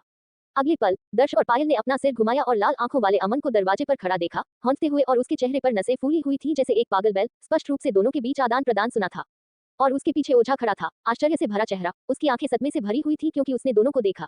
उसने कभी नहीं सोचा था कि आमतौर पर ठंडी और अलग थलग पायल एक छात्र के साथ औषधीय स्नान करेगी और यहाँ तक कि एक दूसरे को पति और पत्नी के रूप में संबोधित करेगी। ये बस अकल्पनीय था। ये देखकर दर्श ने इस्तीफे की आह भरी। पहले तनाव को कम करने का एक मौका था, लेकिन अब अमन के साथ उसके रिश्ते एक अनसुलझे बिंदु तक बिगड़ गए थे। अमन, तुम क्या करना चाहते हो? जैसे ही पायल जल्दी से कमरे में चली गई और दर्श के सामने खड़ी हो गई, उसका दिल कड़ा हो गया और उसने कहा, मैं तुम्हें बताती हूँ, हम दोनों के बीच कुछ नहीं है। मैं जो कुछ भी करती हूँ वह तुम्हारा काम नहीं है, अब तुरंत बाहर निकलो। दर्श, तुम कमीने, अगर तुम में हिम्मत है तो मुझसे द्वंद्व करो, किसी महिला के पीछे मत छिपो। अमन ने दर्श की ओर इशारा किया और गुस्से से दहाड़ा, विशेष कहानियां साम्राज्य पर खोजें। अमन, पायल ने कहा है, वह तुम्हें पसंद नहीं करती है, वह जिसके साथ रहना चुनती है वह उसकी स्वतंत्रता है। तुम्हारे गुस्से का क्या मतलब है? भले ही तुम मुझे पीट दो, क्या पायल तुमसे प्यार करने लगेगी? अमन द्वारा डांटे जाने पर दर्श को भी गुस्से की लहर महसूस हुई। मूल रूप से वह एक सलाहकार बनने और सभी का समर्थन हासिल करने के लिए एक कूटनीतिक दृष्टिकोण अपनाना चाहता था, ताकि मार्शल आर्ट स्कूल में उसका कार्यकाल सामंजस्यपूर्ण हो। लेकिन जब चीजें इस बिंदु तक बढ़ गई थी तो वह केवल दूसरा रास्ता अपना सकता था, पायल को छोड़कर मार्शल आर्ट स्कूल के सभी सलाहकारों को अपने अधीन कर ले, ताकि वह खुद बन सके। हालांकि विधि कुछ हद तक क्रूर और खुरदरी थी, ऐसा किए बिना कोई अन्य अच्छे समाधान नहीं थे। हरामी, जितना अधिक अमन ने सुना उतना ही उसका गुस्सा गड़गड़ाया और उसने दर्श पर हमला करने के लिए अपनी मुट्ठी उठाई। इस बिंदु पर वह पागलपन के करीब था। एक अंधा कोई भी उसकी प्रशंसा की देवी की लालसा कैसे कर सकता है? उसे इस लड़के को सबक सिखाना था। भाई अमन, उत्तेजित मत होइए, हम सभी एक ही मार्शल आर्ट स्कूल का हिस्सा हैं। अगर तुम अभी हमला करते हो तो ये हमारे गुरु द्वारा। चैप्टर 149। जरूर, यहाँ परिवर्तित पाठ है। हालांकि जल्द ही पूजा ने देखा कि दर्श के चेहरे पर उदासी छाई हुई थी और उसने पूछना जारी रखा, दर्श, क्या बात है? तुम उदास दिख रहे हो। अभी हुई घटना के बारे में दर्श ने कुछ नहीं छिपाया और कहा, खाने के दौरान मेरी अपने दोस्त से बहस हो गई और ये काफी अप्रिय थी। क्या? अचानक पूजा के चेहरे पर आश्चर्य का भाव आ गया और उसने पूछा, तुम अचानक बहस क्यों करने लगे? दर्श ने उदासीनता से मुस्कुराते हुए जवाब दिया, कुछ नहीं, बस एक छोटी सी गलतफहमी। तुम मेरे शरीर का माप लेना चाहती थी, है ना? चलो शुरू करते हैं। ये कहते हुए दर्श ने अपनी बेल्ट खोलनी शुरू कर दी। अरे अरे अरे, इतनी जल्दी मत करो। पूजा ने तुरंत दर्श को रोकने के लिए हाथ बढ़ाया। वह अपनी आंखें घुमाए बिना नहीं रह सकी और कहा, ये एक निजी कमरा है। इतने सारे वेटर अंदर बाहर जाते हैं, अगर उन्होंने मुझे तुम्हारे शरीर का माप लेते हुए देख लिया तो ये बहुत शर्मनाक होगा। दर्श ने पूछा, तो हमें क्या करना चाहिए? पूजा ने ऊपर की ओर इशारा करते हुए सुझाव दिया, ऊपरी मंजिल पर मेरा एक कमरा है, क्यों न हम मेरे कमरे में चलें? वहां हमें कोई परेशान नहीं करेगा। ठीक है, दर्श बिना किसी हिचकिचाहट के सहमत हो गया। अब जब पायल और अन्य लोग जा चुके थे तो उसके लिए अकेले यहाँ बैठकर खाने का कोई मतलब नहीं था। पूजा से किया गया वादा पूरा करना बेहतर होगा। अगले ही पल दर्श की नजर पूजा के भरे हुए और ऊंचे कोमल उभार पर पड़ी। किरण के बराबर उसके वक्ष को देखकर वह चुपचाप निगले बिना नहीं रह सका। हालांकि पूजा का वक्ष किरण जितना बड़ा नहीं था, लेकिन अन्य महिलाओं की तुलना में यह निश्चित रूप से बड़ा माना जाता था। सबसे महत्वपूर्ण बात यह थी कि पूजा बहुत प्यारी थी और उसकी त्वचा विशेष रूप से कोमल और चिकनी थी, बिल्कुल एक गुड़िया की तरह। ताओयुआन काउंटी में आने के बाद से दर्श ज्यादातर परिपक्व प्रकार की महिलाओं के संपर्क में रहा था। ये पहली बार था जब वह पूजा जितनी शुद्ध और प्यारी किसी के संपर्क में आया था। उसका स्वाद लेना निश्चित रूप से एक अद्भुत बात होगी। जल्द ही पूजा के नेतृत्व में दर्श होटल की ऊपरी मंजिल के कमरे में पहुंच गया। कमरा बड़ा नहीं था, लगभग 30 वर्ग मीटर, और केवल एक बिस्तर, एक मेज और एक अलमारी से सुसज्जित था। हालांकि ये बहुत साफ था, फर्श बेदाग था और हवा एक मनभावन खुशबू से भरी हुई थी। तुम्हारे कमरे से बहुत अच्छी खुशबू आ रही है, दर्श ने फुसफुसाया। क्या ऐसा है? पूजा थोड़ी चौंक गई और कहा, मुझे लगता है कि एक लड़की के कमरे से ऐसी ही खुशबू आनी चाहिए। दर्श एक पल के लिए चौंक गया, फिर थोड़ा सिर हिलाया और कहा, मुझे वास्तव में नहीं पता। मैं अपने पूरे जीवन में केवल एक लड़की के कमरे में गया हूँ और वह तुम्हारा है। क्या? पूजा के चेहरे पर आश्चर्य का भाव आया और उसने पूछा, सच में? तुम पहले कभी किसी और लड़की के कमरे में नहीं गए? दर्श मुस्कुराया और शेखी बघारने लगा, क्या तुम्हें आश्चर्य है कि मैं कभी किसी लड़की के कमरे में नहीं गया? पूजा ने पूछा, वास्तव में मुझे आश्चर्य है। क्या तुम मुझे ये नहीं बताओगे कि तुम पहले कभी रिश्ते में नहीं रहे? रिश्ते में? दर्श फिर से चौंक गया। उसने ध्यान से सोचा और महसूस किया कि वह शायद कभी रिश्ते में नहीं रहा था। मध्य और उच्च विद्यालय के दौरान वह पूरी तरह से अपनी पढ़ाई पर ध्यान केंद्रित करता था और कई लोगों द्वारा एक अच्छे छात्र के रूप में देखा जाता था। उसके लिए शुरुआती रोमांस विशेष रूप से दूर थे। विश्वविद्यालय में, क्योंकि उसका परिवार गरीब था, उसने लड़कियों के साथ ज्यादा बातचीत करने की हिम्मत नहीं की। पढ़ाई के अलावा वह सिर्फ अपने छात्रावास में फिल्में देखता रहता था। दर्श को इतने लंबे समय तक खोया हुआ देखकर पूजा के चेहरे पर आश्चर्य का भाव दिखाई दिया और उसने कहा, हे भगवान, तुम वास्तव में कभी रिश्ते में नहीं रहे? सही, मैं वास्तव में नहीं रहा, उसने जवाब दिया। पूजा की विस्मित दृष्टि को महसूस करते हुए दर्श को ऐसा लगा जैसे उसका तिरस्कार किया जा रहा है और उसे काफी अजीब लगा। अचानक पूजा हंसी और बोली, लगता है कि हम एक जैसे हैं, मैं भी कभी रिश्ते में नहीं रही। यह वाकई एक संयोग है। जब हम दोनों पहली बार हैं, तो हम जोड़ी क्यों नहीं बना लेते?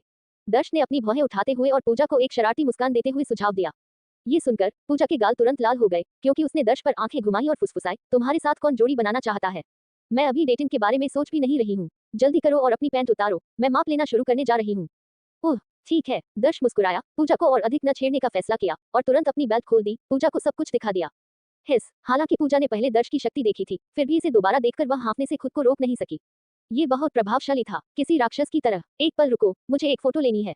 अगले ही पल पूजा ने अपना फोन निकाला और दर्श की तस्वीरें खींचनी शुरू कर दी। तुम तस्वीरें क्यों ले रही हो? दर्श ने तुरंत ढक लिया, उसके चेहरे पर आश्चर्य का भाव था। अगर ये तस्वीरें बाहर निकल गई तो मैं अपना चेहरा कैसे दिखाऊंगा? पूजा ने समझाया, ओह चिंता मत करो, मैं इसे सिर्फ अपनी गर्लफ्रेंड के ग्रुप चैट में भेजने जा रही हूँ और मैं तुम्हारा चेहरा नहीं दिखाऊंगी। अगर मैं तस्वीरें नहीं भेजूंगी तो मेरे दोस्त कभी मुझ पर विश्वास नहीं करेंगे। बस मुझे कुछ लेने दो। दर्श ने कहा, तो तुम्हें मुझसे वादा करना होगा कि तुम उन्हें बाहर नहीं जाने दोगी। अगले ही पल पूजा ने तुरंत 2 उंगलियां उठाई, उसका चेहरा गंभीर था और उसने कहा, तुम निश्चिंत हो सकते हो। गर्लफ्रेंड ग्रुप चैट के अलावा मैं इसे किसी और को नहीं भेजूंगी और जब तक मैं तुम्हारा चेहरा नहीं दिखाती, किसी को पता नहीं चलेगा कि ये तुम हो। बात करते समय पूजा पहले ही काफी तस्वीरें ले चुकी थी। तस्वीरों में महान जनरल को देखकर उसके दिल में एक लहर दौड़ गई। सिर्फ इस संसाधन के आधार पर अगर वह इसे अपनी गर्लफ्रेंड के साथ साझा करती तो ये निश्चित रूप से उन्हें चौंका देता। हालांकि सिर्फ एक तस्वीर पर्याप्त नहीं थी, अधिक आश्वस्त करने के लिए माप के दौरान ली गई तस्वीरें भी शामिल होनी चाहिए। ये सोचकर पूजा तुरंत दर्श के सामने एक टेप माप लेकर बैठ गई। इसे खोलने के बाद उसने इसे दर्श पर रखा और केवल 18 देखकर उसकी भौहें तुरंत सिकुड़ गई। दर्श, तुमने मुझसे झूठ बोला। तुमने स्पष्ट रूप से कहा था कि तुम 27 या 28 थे, अब यह 18 कैसे हो गया? नोवेल फायर नेट वेबसाइट को गूगल पर सर्च करें ताकि नोवेल के अध्याय जल्दी और उच्चतम गुणवत्ता में मिल सके। कोई आश्चर्य नहीं कि मेरी गर्लफ्रेंड ने मुझसे कहा कि मैं शेखी बघार रही थी, तुम इतने बड़े नहीं हो। बहन, क्या तुम्हें नहीं पता कि पुरुष सोते और जागते दोनों अवस्थाओं में मौजूद होते हैं? दर्श ने पूजा को निशब्द होकर देखा। ये लड़की वास्तव में काफी भोली थी, यहाँ तक कि यह भी नहीं समझती थी। पूजा ने दर्श की ओर देखा और पूछा, तो तुम्हें जगाने के लिए क्या किया जा सकता है? दर्श ने जवाब दिया, अगर तुम इसे अपने हाथ से पकड़कर थोड़ा उत्तेजित करोगी तो ये जाग जाएगा। ये सुनकर पूजा तुरंत सब कुछ समझ गई। उसने पहले टेप माप को जेब में डाला, फिर दर्श को पकड़ा और धीरे से सहलाना शुरू कर दिया। नीचे से झुंझुनी महसूस करते हुए दर्श को ऐसा लगा जैसे उसके शरीर में धाराएं बह रही हैं, जिससे वह थोड़ा कांप रहा था और उसने आराम से अपनी आंखें बंद कर ली। ये देखकर पूजा को कुछ एहसास हुआ और उसकी सहलाने की गति बढ़ गई, खासकर जब उसने अपने हाथ में खजाने को धीरे धीरे जागते देखा तो उसके चेहरे पर आश्चर्य का भाव था, क्योंकि ये वास्तव में बहुत बड़ा लग रहा था। फिर भी ये स्पष्ट था कि दर्श की अवस्था अभी तक चरम पर नहीं पहुंची थी और उसे और उत्तेजना की आवश्यकता थी। शिष्य, इसे रोको, अब मत करो, चलो अब माप लेते हैं।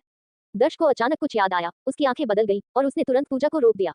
पूजा का हाथ रुक गया और उसने उत्सुकता से पूछा, तुम अभी तक अपनी चरम अवस्था में नहीं हो, क्या माप सटीक नहीं होंगे? दर्श ने दृढ़ता से कहा, नहीं नहीं, ऐसा करने से मेरे भीतर की बुरी आग भड़क जाएगी। यदि किसी पुरुष की बुरी आग भड़क जाती है और बुझाई नहीं जाती है तो ये शरीर को बहुत नुकसान पहुंचा सकती है। और चैप्टर 150 क्या मैं तुम्हें अपनी बहन और जीजा के बारे में बताऊं? पूजा का चेहरा पछतावे से भर गया। उसे इतना बातूनी नहीं होना चाहिए था, दर्श के सामने अपने जीजा और बहन का जिक्र नहीं करना चाहिए था। तुम मुझे न बताने का विकल्प भी चुन सकती हो, दर्श ने उदासीनता से कहा, लेकिन तुम अपने माप में विफल हो सकती हो। पूजा मूर्ख नहीं थी, वह दर्श के शब्दों के निहितार्थों को स्पष्ट रूप से समझ सकती थी। हालांकि वह अंदर से बहुत क्रोधित थी, फिर भी उसने अंततः समझौता किया और कहा, ठीक है ठीक है ठीक है, मैं तुम्हें बताऊंगी, ठीक है, लेकिन तुम्हें मुझसे वादा करना होगा, सुनने के बाद ध्यान केंद्रित करना होगा और जोन में आना होगा ताकि मैं जल्दी से माप ले सकूं। ये सुनकर दर्श अंदर से प्रसन्न हो गया और तुरंत पूजा को एक ओके संकेत दिया। पूजा ने बोलने से पहले अपने विचारों को व्यवस्थित किया। एक बार मैं रात में एक सहपाठी के जमावड़े से विशेष रूप से देर से वापस आई और मैंने उनकी कमरे से अपनी बहन की कराहने की आवाज सुनी, आनंद की एक विशेष रूप से आत्मा विमुग्ध आवाज, मेरे जीजा की हौंफने के साथ। मैं उत्सुक थी, इसलिए मैंने दरवाजे पर कान लगाया। आवाजें लगभग 1 मिनट तक ही चली, इससे पहले मेरे जीजा ने कहा कि वह आगे नहीं जा सकते। फिर क्या? पूजा को अचानक रुकते देख जिज्ञासा से भरे दर्श ने पूछा। फिर मेरे जीजा की दबी हुई गुर्राहट के बाद कमरे में केवल उसकी हॉन्फने की आवाज बची थी, लेकिन जल्द ही मेरी बहन शिकायत करने लगी, उसे पूरी तरह से कमजोर कहा क्योंकि वह 1 या 2 मिनट से अधिक नहीं टिक सका, जिससे वह निराश और प्रताड़ित महसूस कर रही थी। मेरे जीजा लगातार माफी मांग रहे थे और यहाँ तक कि उसे अपने मुंह से अच्छा महसूस कराने का जिक्र भी किया, लेकिन उसने मना कर दिया। वह लगातार मेरी बहन से माफी मांग रहा था, अगली बार के लिए व्यायाम करने और सुधार करने का वादा कर रहा था। फिर जब मेरी बहन सोना चाहती थी तो वह चाहे कितना भी विरोध करे, वह उससे दूर नहीं रह सका, वह पूरी तरह से लंपट था। मुख्य बात यह है कि उसने घर पर गुप्त रूप से वयस्क फिल्में भी देखी और दस्ताने से खुद को संतुष्ट किया। एक बार जब मैं घर आई तो मैंने उसे ऐसा करते हुए देखा, लेकिन मुझे देखकर वह लगभग डर गया और मुझसे कहा कि मैं अपनी बहन को न बताऊं, चिंता है कि वह गुस्सा हो जाएगी। पूजा के अपने जीजा और बहन की कहानियां साझा करने के बाद उसके गाल पके आड़ू की तरह लाल थे, सेक्सी और आकर्षक। पूजा के शब्दों को सुनने के बाद दर्श ने तुरंत अपने दिमाग में दृश्यों की कल्पना की और प्रिया के लिए थोड़ी सहानुभूति महसूस की, जो अपने पति की अक्षमता के कारण इतनी पीड़ा झेल रही थी, संतुष्ट होने में असमर्थ थी, वास्तव में एक दया। दर्श हंसा, तुम्हारे जीजा केवल 1 या 2 मिनट तक टिक सकते हैं। ये बहुत दयनीय है। इस टिप्पणी पर पूजा थोड़ी नाखुश थी और कहा, आवाज से तुम्हें लगता है कि तुम कुछ हो, है ना? तुम कितने समय तक टिक सकते हो? कम से कम 1 घंटा। दर्श ने अपनी आंखें चमकाते हुए मजाक में कहा, अगर मैं होता तो मैं निश्चित रूप से तुम्हारी बहन को संतुष्ट कर सकता था, वह मुझ पर बेतहाशा गिर जाती। तुम गंदे बदमाश। दर्श को अपनी बहन के बारे में इस तरह बोलते हुए सुनकर पूजा ने जवाब दिया और गुस्से में उसने दर्श को मजबूती से पकड़ लिया। ओह, नीचे के क्षेत्र में एक दर्द हुआ, जिससे दर्श चिल्ला उठा, रुको रुको रुको, मैं गलत था, इतना कठोर मत बनो। अगर तुमने फिर से मेरी बहन के बारे में कोई विचार रखा तो मैं तुम्हें नपुंसक बना दूंगी। पूजा ने दर्श को घूरते हुए धमकी दी। चिंता मत करो, मैं नहीं करूंगा। हालांकि दर्श ने ऐसा कहा, प्रिया के सुडौल गर्म शरीर और उत्कृष्ट चेहरे की छवि उसके दिमाग में आती रही। ऐसी सुंदरता के साथ रहना निस्संदेह उसे दुनिया का सबसे खुशहाल आदमी बना देगा। उसे जल्द ही अपने पूरे शरीर में तीव्र गर्मी महसूस हुई, जो तनावपूर्ण रूप से उत्तेजित हो गई। वाह, ऐसा लगता है कि तुम अपनी चरम स्थिति में पहुंच गए हो। ओह माय, ये वास्तव में कुछ है। दर्श की वर्तमान स्थिति को देखकर पूजा के चेहरे पर सदमे का एक अचूक भाव दिखाई दिया। यह आदमी वास्तव में कुछ था। बस वहां खड़े मत रहो, मेरा माप लो, दर्श ने पूजा को आग्रह किया, जो अभी भी सदमे में थी। बिना किसी हिचकिचाहट के पूजा ने चैप्टर 151 टू 155। चैप्टर 151। जब टेप का माप उस भयावह रूप से भयंकर जानवर पर पड़ा तो पूजा को एक ऐसी संख्या मिली जिसने उसे पूरी तरह से चौंका दिया। 28 सेंटीमीटर। इस संख्या को देखकर पूजा के चेहरे पर प्रसन्न आश्चर्य की एक मोटी परत छा गई। उसे याद आया कि एक बार उसकी एक सहेली ने अपने प्रेमी के 16 सेंटीमीटर होने के बारे में डींग मारी थी और उस समय कई सहेलियां ईर्ष्या से देख रही थी। कुछ समय पहले उसने अपनी सहेलियों के समूह को बताया था कि वह एक ऐसे लड़के को जानती है जो 27 या 28 सेंटीमीटर का है, और उसकी सभी सहेलियों ने इस पर विश्वास नहीं करना चुना, यहाँ तक कि यह भी कहा कि वह अतिशयोक्ति कर रही है। अब परिणाम उसके सामने होने के कारण उसने झूठ नहीं बोला था। कैसा रहा? मैंने तुमसे झूठ नहीं बोला, है ना? दर्श ने टेप के माप को नीचे देखा और जो उसने कहा था उससे कोई अंतर नहीं पाया, विजयी चेहरे के साथ बोला, जल्दी करो, मेरे लिए एक फोटो लो, कई फोटो लो। बाद में मैं उन्हें सहेलियों के समूह को भेजूंगी और उन्हें बताऊंगी कि मैं धोखा नहीं दे रही थी। पूजा ने तुरंत अपना फोन दर्श को सौंप दिया। हालांकि उसने दर्श के वास्तविक आकार को देखा था, लेकिन उसकी सहेलियां नहीं जानती थी, इसलिए उसे सबूत छोड़ना पड़ा ताकि उसकी सहेलियां आश्वस्त हो सके कि वह अतिशयोक्ति नहीं कर रही थी। ठीक है, दर्श ने फोन प्राप्त करने के बाद उसने क्लिक किया और फोटो का एक गुच्छा लिया। इसके अलावा दर्श ने जानबूझकर पूजा को शॉर्ट्स में शामिल किया। तस्वीरों में पूजा दोनों हाथों से इसे पकड़े हुए थी, उसकी आंखें लालसा से भरी हुई थी जैसे कि वह अगले ही पल इसे निगलने वाली हो। फोटो अत्यधिक प्रलोभन से भरा हुआ था। क्या बस इतना ही? मुझे देखने दो। पूजा ने तुरंत दर्श के हाथों से फोन छीन लिया। तस्वीरों को देखने के बाद उसके गाल लाल से लाल होते गए। जाहिर है उसे तस्वीरें भी थोड़ी अजीब लगी, उसे उनमें क्यों शामिल किया गया था। हालांकि ये देखते हुए कि दर्श अंधा था, वह समझदार थी और उसने इस बारे में कोई हंगामा नहीं किया। इसके अलावा उसने केवल सहेलियों को ये साबित करने के लिए तस्वीरें ली थी कि उसने झूठ नहीं बोला था। जब समय आएगा तो वह आसानी से अपने चेहरे को मोज़ेक से ढक सकती है। ही, वह काफी है, बहुत बहुत धन्यवाद। पूजा ने दर्श को एक ओके इशारा किया, एक उत्साहित चेहरे के साथ कहा। पूजा को बिस्तर पर बैठे हुए फोन से खेलते हुए देखकर दर्श का चेहरा अचानक गंभीर हो गया। उसने पूछा, क्या तुम कुछ बहुत महत्वपूर्ण भूल गई हो? पूजा ने दर्श की ओर देखा, उसकी आंखें भ्रम से भरी हुई थी। बड़ी बहन, मैं यहाँ फटने वाला हूँ। तुमने कहा था कि तुम मेरी आग बुझाने में मदद करोगी, मुझे यह मत बताओ कि तुम भूल गई हो। दर्श का चेहरा शिकायतों से भरा हुआ था। सही सही सही, मैं भूल गई। पूजा ने माफी भरा नजर डाला, फिर फोन को अपनी जेब में डाल लिया और दर्श के सामने बैठी और कहा, वह चेहरा मत बनाओ, ठीक है? मैं तुमसे किया हुआ वादा निभाऊंगी। ये सुनकर दर्श का चेहरा थोड़ा नर्म हो गया। उसने कहा, लेकिन मैं काफी लंबे समय तक रहता हूँ, तुम बाद में बहुत थक सकती हो। चिंता मत करो, चाहे तुम कितने भी लंबे समय तक रहो, मैं तुम्हारी आग बुझाने में मदद करूंगी। पूजा ने अपनी छाती थपथपाई, ईमानदारी से वादा किया। पूजा के गंभीर वादे को देखकर दर्श केवल मुस्कुराया और कुछ नहीं कहा। शुरुआत में पूजा ने सोचा कि दर्श चाहे कितने भी लंबे समय तक रहे, यह उसके बहनोई की तुलना में केवल कुछ मिनट अधिक होगा, लेकिन 10 मिनट से अधिक के बाद उसे धीरे धीरे एहसास हुआ कि कुछ गड़बड़ है। उसका दाहिना हाथ पहले से ही दर्द कर रहा था, जबकि दर्श में समाप्त होने का कोई संकेत नहीं दिख रहा था। ओह माय, मैं बहुत थक गई हूँ, शायद इसे यही समाप्त कर देते हैं। पूजा ने सावधानी से दर्श की ओर देखा और अस्थायी रूप से साहस किया। नहीं, दर्श ने पूजा की हथेली को दबाया, उसके चेहरे पर एक गंभीर भाव था। पूजा, तुमने मुझसे पहले ही वादा किया है कि तुम मेरी आग को पूरी तरह से बुझाने में मदद करोगी। आधे रास्ते में रुकने की ये क्या बात है? अरे, मेरी कलाई पहले से ही दर्द कर रही है, बार बार वही हरकत करते हुए मेरी कलाई सहन नहीं कर सकती, पूजा ने शिकायत की भावना के साथ कहा। दर्श ने सुझाव दिया, तो तुम हाथ क्यों नहीं बदल लेती? पहले ही वादा कर लेने के कारण पूजा के लिए अपने शब्द से पीछे हटना आसान नहीं था। उसने हल्की आह भरी और दर्श की सहायता के लिए हाथ बदल लिया। फू, दर्श ने आराम से अपनी आंखें बंद करते हुए धीरे से सांस छोड़ी। हालांकि पूजा की तकनीक कुशल नहीं थी, लेकिन यह असाधारण रूप से कोमल और सावधान थी और इसने उसे काफी सुखद अनुभव दिया। 10 मिनट और बीत गए और पूजा का दूसरा हाथ भी दर्द करने लगा। वह मदद किए बिना शिकायत नहीं कर सकी। दर्श, क्या तुम पहले ही समाप्त कर सकते हो? आधा घंटा हो गया है। तुम बहुत लंबे समय तक सहन कर रहे हो। मैं अब तुम्हारे लिए यह नहीं करूंगी। मेरे दोनों हाथ दर्द कर रहे हैं। किक्सी, मुझे पता है कि तुम थक गई हो, लेकिन मुझे यहाँ सच में दर्द हो रहा है। इसके अलावा मैं तुम्हारी सहेली के सामने खुद को साबित करने की कोशिश कर रहा था, है ना? अगर तुम अभी जाने देती हो तो मैं सच में घुटन से मर जाऊंगा। दर्श ने दया भरी आंखों से पूजा की ओर देखा। लेकिन तुम्हारी सहनशक्ति बहुत लंबी है, मैं बहुत थक गई हूँ। क्या तुम्हारे लिए जल्दी समाप्त करने का कोई बेहतर तरीका नहीं है? आप बता सकते हैं कि पूजा दर्श की आग को सफलतापूर्वक बुझाने में मदद करना चाहती थी, लेकिन उसकी कलाई में दर्द ने उसे असहाय बना दिया। इन शब्दों को सुनकर दर्श की आंखें सूक्ष्म रूप से बदल गई क्योंकि उसने कहा, मेरे पास एक तरीका है जो मुझे जल्दी समाप्त करने में मदद कर सकता है, लेकिन मुझे नहीं पता कि तुम मेरे लिए ऐसा करने को तैयार होगी या नहीं। कौन सा तरीका? उसकी आंखें उत्साह से चमक रही थी। पूजा ने कहा, जब तक ये तुम्हें जल्दी समाप्त करने में मदद कर सकता है, मैं कुछ भी करने को तैयार हूँ। दर्श ने सिर हिलाया, तुम अपने मुंह का उपयोग कैसे करोगी? क्या? इस सुझाव को सुनकर पूजा के चेहरे पर सदमा दर्ज हुआ। उसने अपने सामने डराने वाली भयानक को देखा, निगल लिया और कहा, मेरा मुंह इतना छोटा है, यह इतनी बड़ी चीज को कैसे निगल सकता है?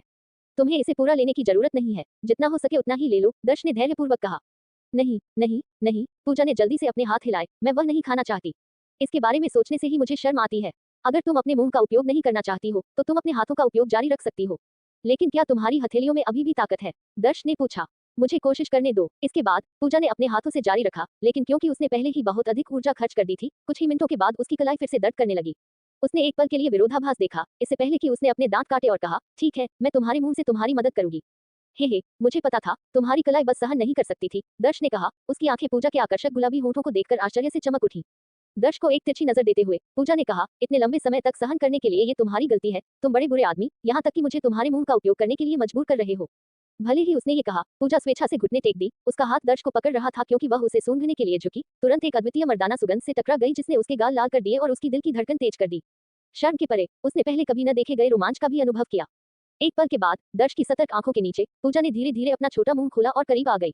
चैप्टर 152। हिस, दर्श को ऐसा लगा जैसे कोई गर्म लहर उसे जकड़ रही हो। उसने गहरी सांस ली और उसके चेहरे पर एक अलग ही सुकून झलक रहा था, जैसे वह किसी गर्म झरने में नहा रहा हो। उसका तन मन सब कुछ पार हो गया। गूगल पर NOCircumflexWellIR.net वेबसाइट खोजो, वहां तुम्हें नॉवेल के चैप्टर सबसे पहले और एकदम टॉप क्वालिटी में मिलेंगे। नीचे देखा तो पूजा का छोटा सा मुंह फूला हुआ था। दर्श को लगा जैसे उसने कोई बड़ा काम कर दिया हो। पूजा जैसी हॉट लड़की हर लड़के का सपना होती है और वो उसके सामने घुटनों पर बैठी उसे खुश कर रही थी। लेकिन तभी दर्श को कुछ गड़बड़ लगी। पूजा को एक्सपीरियंस नहीं था, इसलिए वो उसे सिर्फ मुंह में लिए बैठी रही, आगे कुछ नहीं किया। वो बार बार दर्श का चेहरा देखती और उसकी भोली सूरत देखकर दर्श को हंसी आ जाती। क्या हंस रहे हो? पूजा ने मुंह निकाला और हैरान हो पूछा। तुम कितनी नादान हो? दर्श ने पूजा के बालों में उंगली फेरी और कहा, सिर्फ मुंह में रखने से कुछ नहीं होगा, थोड़ा हिलाओ डुलाओ। सोचो जैसे हाथ से कर रही हो, वैसे ही मुंह से करो, समझे? मैंने पहले कभी ऐसा नहीं किया, मुझे क्या पता। पूजा ने पहले थोड़ा नाटक किया, फिर दर्श ने जैसे कहा वैसे ही किया। जल्दी ही दर्श के चेहरे पर खुशी छा गई, वो पूजा के किए का मजा ले रहा था। शुरू में पूजा को थोड़ी उल्टी जैसी फीलिंग हुई, लेकिन वो जल्दी ही सीख गई। थोड़ी देर में उसे मजा आने लगा। उसे पहले कभी ऐसा सुख नहीं मिला था। लड़कों के शरीर भी कमाल के होते हैं, वैसे तो सॉफ्ट होते हैं, लेकिन जब एक्साइटमेंट होता है तो एकदम स्टील जैसे कड़क हो जाते हैं। पूजा जब पूरी मेहनत से आग बुझा रही थी, तभी अचानक दरवाजा खुला और प्रिया अंदर आ गई। ये देखकर उसकी आंखें फटी की फटी रह गई, उसका दिमाग सुन्न हो गया। वो एकदम भौचक्की रह गई। प्रिया को यकीन नहीं हो रहा था कि उसकी बहन किसी लड़के का वो मुंह में ले रही है। पूजा ने भी प्रिया को दरवाजे पर देखा, उसका दिल धड़कने लगा। उसने जल्दी से दर्श को हटा दिया। हड़बड़ी में उसने दर्श को जोर से काट लिया।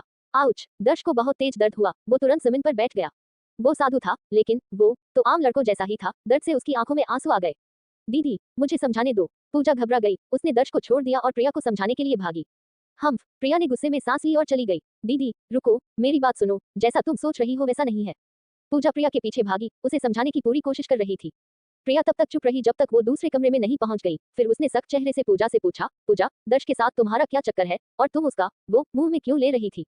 पूजा ने तुरंत कहा, दीदी, हम सिर्फ दोस्त हैं। क्या? ये सुनकर प्रिया को बहुत गुस्सा आया। उसने कहा, सिर्फ दोस्त और तुम उसका वो मुंह में ले रही थी, तुम्हें शर्म नहीं आती? मेरे पास कोई चारा नहीं था, मैंने उससे वादा किया था। पूजा ने शर्म से सिर झुका लिया और हकलाते हुए कहा, मुझे अपनी फ्रेंड्स को प्रूव करना था कि मैं झूठ नहीं बोल रही थी, इसलिए मुझे दर्श का वो नापना था, लेकिन नापने के लिए उसे फुल एक्साइटमेंट में होना था। उसने कहा कि फुल एक्साइटमेंट में आने पर बहुत दर्द होता है और बॉडी को नुकसान पहुंचता है, इसलिए मुझे उसकी आग बुझानी पड़ी। क्या बकवास कर रही हो? पूरी बात समझे बिना प्रिया को कुछ समझ नहीं आया। उसने कहा, साफ साफ बताओ ना। हाँ। पूजा ने अपनी भावनाओं को काबू में किया, फिर बोली, पहले मैंने ग्रुप में बताया था कि दर्श का वो 28 सेंटीमीटर का है। मेरी किसी फ्रेंड ने विश्वास नहीं किया और कहा कि मैं झूठ बोल रही हूँ। उन्हें विश्वास दिलाने के लिए मैंने उसका वो टेप से नापा। क्या कहा? प्रिया ने पूजा को बीच में ही रोक दिया, भौहें चढ़ाकर। तुमने कहा 28 सेंटीमीटर? 28 सेंटीमीटर कहाँ है? पूजा ने जवाब दिया, वहां नीचे। प्रिया का चेहरा एकदम गंभीर हो गया। उसने धीरे से डांटा, इतना बड़ा किसी का नहीं होता, तुम्हें बेवकूफ बनाया गया है मेरी भोली बहन। दीदी, दर्श ने मुझे बेवकूफ नहीं बनाया, मैंने फोटो भी ली है, खुद देख लो। पूजा ने जल्दी से अपना फोन निकाला, फोटो दिखाई और प्रिया को दे दी। प्रिया को पूजा की बात पर विश्वास नहीं हुआ। उसने ज्यादा लड़कों को नहीं देखा था, लेकिन जितने देखे थे उनमें सबसे बड़ा 16 या 17 सेंटीमीटर का था। 28 सेंटीमीटर का तो उसने कभी सुना भी नहीं था। लेकिन जब उसने फोटो देखी तो उसका मुंह खुला का खुला रह गया, वो एकदम हैरान रह गई। हे भगवान, प्रिया को यकीन नहीं हो रहा था, लेकिन टेप तो साफ साफ 28 सेंटीमीटर दिखा रहा था। वो फोटो को देखती रही, जितना देखती उतना उसे अजीब लगता, जैसे सब कुछ नकली हो। एक पल के लिए उसने अपने पति को दर्श से कंपेयर करना शुरू कर दिया। उसे लगा कि उसकी लाइफ एकदम बोरिंग है, जैसे 5 पति मिलकर भी एक दर्श का मुकाबला नहीं कर सकते। सोचो, वो सब अंदर होता तो कैसा लगता। दीदी, अब विश्वास हुआ, वो सच में 28 सेंटीमीटर का है। पूजा ने दुखी चेहरे से प्रिया को देखा और कहा, प्रिया अंदर से हिल गई थी, लेकिन बाहर से शांत रही। थोड़ी देर सोचकर उसने कहा, पूजा, तुमने उसकी आग बुझा दी? नहीं, पूजा ने उदास होकर कहा, पहले मैंने हाथ से कोशिश की, लेकिन वो बहुत देर तक टिका रहा। मैंने आधे घंटे तक दस्ताने पहने रखे, लेकिन वो खत्म ही नहीं हुआ। फिर मुझे मोम का इस्तेमाल करना पड़ा और कुछ ही मिनटों में तुम आ गई। आधे घंटे तक और फिर भी खत्म नहीं हुआ। प्रिया ने धीरे से निगला, वो फिर से हैरान हो गई। ये लड़का तो सच में खजाना था। इतना बड़ा होना एक बात थी, लेकिन इतना लंबा टिकना भी। जो भी इससे शादी करेगा वो तो खुशी से मर जाएगा। दीदी, लड़कों की आग जल्दी कैसे बुझाते हैं? पूजा को याद आया कि वो दर्श की आग नहीं बुझा पाई थी। उसने पूछा, भोली लड़की, इसके लिए ट्रिक्स होती हैं। तुम उसे आधे घंटे में नहीं कर पाई, लेकिन मैं 10 मिनट में कर सकती हूँ। प्रिया ने हल्की मुस्कान के साथ कहा, उसके गालों पर 2 क्यूट डिंपल चमक रहे थे। ये सुनकर पूजा की आंखें चमक उठी। उसने बिना सोचे समझे कह दिया, दीदी, तुम दर्श की आग क्यों नहीं बुझा देती? चैप्टर 153। ओह, खांसी खांसी खांसी। साफ था, प्रिया को उम्मीद नहीं थी कि पूजा ऐसी डिमांड करेगी, और वो अपनी ही लार में फंस गई, जिससे कमरे में लगातार खांसी गूंजने लगी। दीदी, क्या हुआ? मैं तुम्हारी पीठ थपथपा देती हूँ। पूजा ने तुरंत प्रिया की पीठ थपथपाने के लिए हाथ बढ़ाया। खांसी रुकने के बाद प्रिया ने पूजा को घूरते हुए कहा, तुम्हारे बेहुदा शब्दों ने मुझे चौंका दिया। मैं तुम्हारे लिए ऐसा काम कैसे कर सकती हूँ? अगर तुम्हारे जीजाजी को पता चल गया तो वो मुझे मार डालेंगे। बस मेरे जीजाजी को पता न चलने दो। पूजा ने प्रिया की बाहों को पकड़ लिया और धीरे से हिलाते हुए कहा, मैंने दर्श से वादा किया है कि मैं उसकी आग बुझा दूंगी, लेकिन मैं बहुत अनाड़ी हूँ। मैंने बहुत देर तक कोशिश की, लेकिन कुछ नहीं हुआ। आपने हमेशा मुझे अपना वादा निभाने के लिए कहा है। आप नहीं चाहती कि मैं पीछे हट जाऊं, है ना? नहीं नहीं, मैं यह नहीं कर सकती। गूगल पर नॉवेल फायर नेट वेबसाइट खोजें और उपन्यास के अध्यायों को जल्दी और उच्चतम गुणवत्ता में एक्सेस करें। प्रिया ने लगभग तुरंत अपना सिर हिलाया, मानो वो कोई खिलौना हो। मैं तुम्हारे जीजाजी को धोखा नहीं दे सकती। ठीक है, अगर तुम मदद नहीं करोगी तो मुझे दर्श की मदद के लिए अपने मुंह का इस्तेमाल करना जारी रखना होगा। ये कहकर पूजा बिना हिचकिचाए मुड़ी और जाने लगी। वहीं रुको, प्रिया ने पूजा की बाह पकड़ ली और कहा, तुम दोनों सिर्फ दोस्त हो, तुम उसकी मदद के लिए अपने मुंह का इस्तेमाल नहीं कर सकती। अगर ये बात फैल गई तो तुम फिर कभी मुंह दिखाने लायक नहीं रहोगी। तुम्हें भविष्य में कोई बॉयफ्रेंड कैसे मिलेगा? लेकिन मैं अपने हाथों से नहीं कर सकती, और तुम मेरी मदद नहीं कर रही हो। पूजा ने परेशान होकर कहा, तुम सच में नादान हो। हाथों का इस्तेमाल करना इतना मुश्किल नहीं है। तुम अब बड़ी हो गई हो, और तुम्हारी बहन होने के नाते ये समय है कि मैं तुम्हें एक आदमी को खुश करने के लिए कुछ स्किल्स सिखाऊं, वरना तुम्हें बाद में लड़के जरूर छोड़ देंगे। प्रिया ने कहते हुए अपनी पतली उंगली से पूजा के गोरे माथे पर हल्के से थपथपाया। दीदी, तुम मुझे कौन से स्किल्स सिखाने जा रही हो? पूजा ने उत्सुकता से पूछा। क्या तुम बेवकूफ हो? मैं तुम्हें सिखा रही हूँ कि एक आदमी की आग बुझाने के लिए अपने हाथों का इस्तेमाल कैसे करें। हम ये करेंगे, तुम मुझे दर्श के पास ले चलो, और जब तुम उसकी आग बुझाने में मदद कर रही हो तो मैं तुम्हें गाइड करने के लिए वहीं रहूंगी। मुझ पर भरोसा करो, 10 मिनट में हम उसे ठीक कर देंगे। अपनी काबिलियत पर भरोसा करते हुए प्रिया ने गर्व से कहा। एक पल के लिए पूजा इतनी उत्साहित थी कि वो अपना मुंह बंद नहीं कर पाई, और उसने ईमानदारी से कहा, दीदी, चिंता मत करो, मैं जरूर सीख जाऊंगी। मुझे दर्श के पास ले चलो। ठीक है, कौमा। उस वक्त दर्श पूजा के बिस्तर पर बैठा था। हालांकि नीचे का दर्द कम हो गया था, फिर भी वो बहुत चिंतित था। आखिरकार प्रिया ने पूजा को अपने मुंह से उसकी मदद करते हुए देखा था, और उसे नहीं पता था कि प्रिया पूजा को इसके लिए डांटेगी या नहीं। चर्र, अचानक दरवाजा खुला। पूजा और उसके पीछे प्रिया बेडरूम में दाखिल हुई। ये देखकर दर्श तुरंत बिस्तर पर खड़ा हो गया। पहले प्रिया की खूबसूरती पर एक नजर डाली, फिर समझाया, प्रिया, मुझे सच में अफसोस है। अगर तुम्हें किसी को दोष देना है तो मुझे दो, पूजा को नहीं। ये सब मेरी गलती है। आखिरकार दर्श एक आदमी था, उसे कुछ चीजों की जिम्मेदारी लेनी थी। अगर वो पूजा को अकेले ये सब झेलने देता तो क्या वो खुद को एक सच्चा आदमी कह सकता था? दर्श के ईमानदार भाव को देखकर प्रिया की उसके प्रति अच्छी राय बन गई। वो उसके शब्दों से समझ सकती थी कि दर्श जिम्मेदारी की भावना वाला आदमी था, जो उसे बहुत आकर्षक बनाता था। पूजा ने मुझे सब बता दिया है। उसने तुमसे वादा किया था कि वो तुम्हारी आग बुझाएगी, उसने कहा। ये कहकर प्रिया पूजा की ओर मुड़ी और कहा, पूजा, जल्दी आओ और दर्श की आग बुझाने में मदद करो। Quote question mark question mark question mark quote. ये सुनकर दर्श अचानक चौंक गया और हैरानी से दोनों को देखने लगा।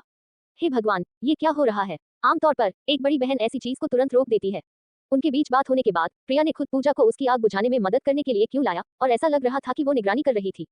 खासकर पूजा को सीधे उसकी ओर आते देखकर दर्श घबरा गया और वो तुरंत एक कदम पीछे हट गया और कहा, दीदी नहीं, आग बुझाने को जारी रखने की कोई जरूरत नहीं है। हालांकि मुझे अभी बहुत बुरा लग रहा है, मैं खुद इससे निपटने का तरीका ढूंढ सकता हूँ, पूजा को और परेशान करने की जरूरत नहीं है। दर्श को डरपोक कहने के लिए आप उसे दोष नहीं दे सकते। बेशक कोई भी सामान्य आदमी किसी लड़की की बड़ी बहन के सामने आग बुझाने जैसी हरकत करने की हिम्मत नहीं करेगा, है ना? हालांकि प्रिया गंभीर दिख रही थी और उसने कहा, जारी क्यों नहीं रखना? पूजा ने तुमसे वादा किया है, इसलिए हमें उसे अपना वादा पूरा करने देना होगा। और मैं यहाँ इसलिए हूँ क्योंकि मैंने सुना है कि पूजा को तजुर्बा नहीं है और वो आधे घंटे बाद भी इसे संभाल नहीं पाई। मैं उसे कुछ टिप्स देने के लिए यहाँ हूँ। टिप्स? दर्श एक बार फिर चौंक गया और उसका दिल जोरों से धड़कने लगा।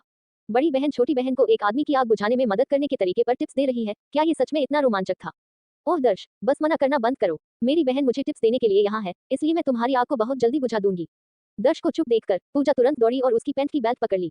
रुको, चलो ये नहीं करते। प्रिया को देखते हुए दर्श को बहुत दबाव महसूस हुआ और वो लगातार हिलता रहा।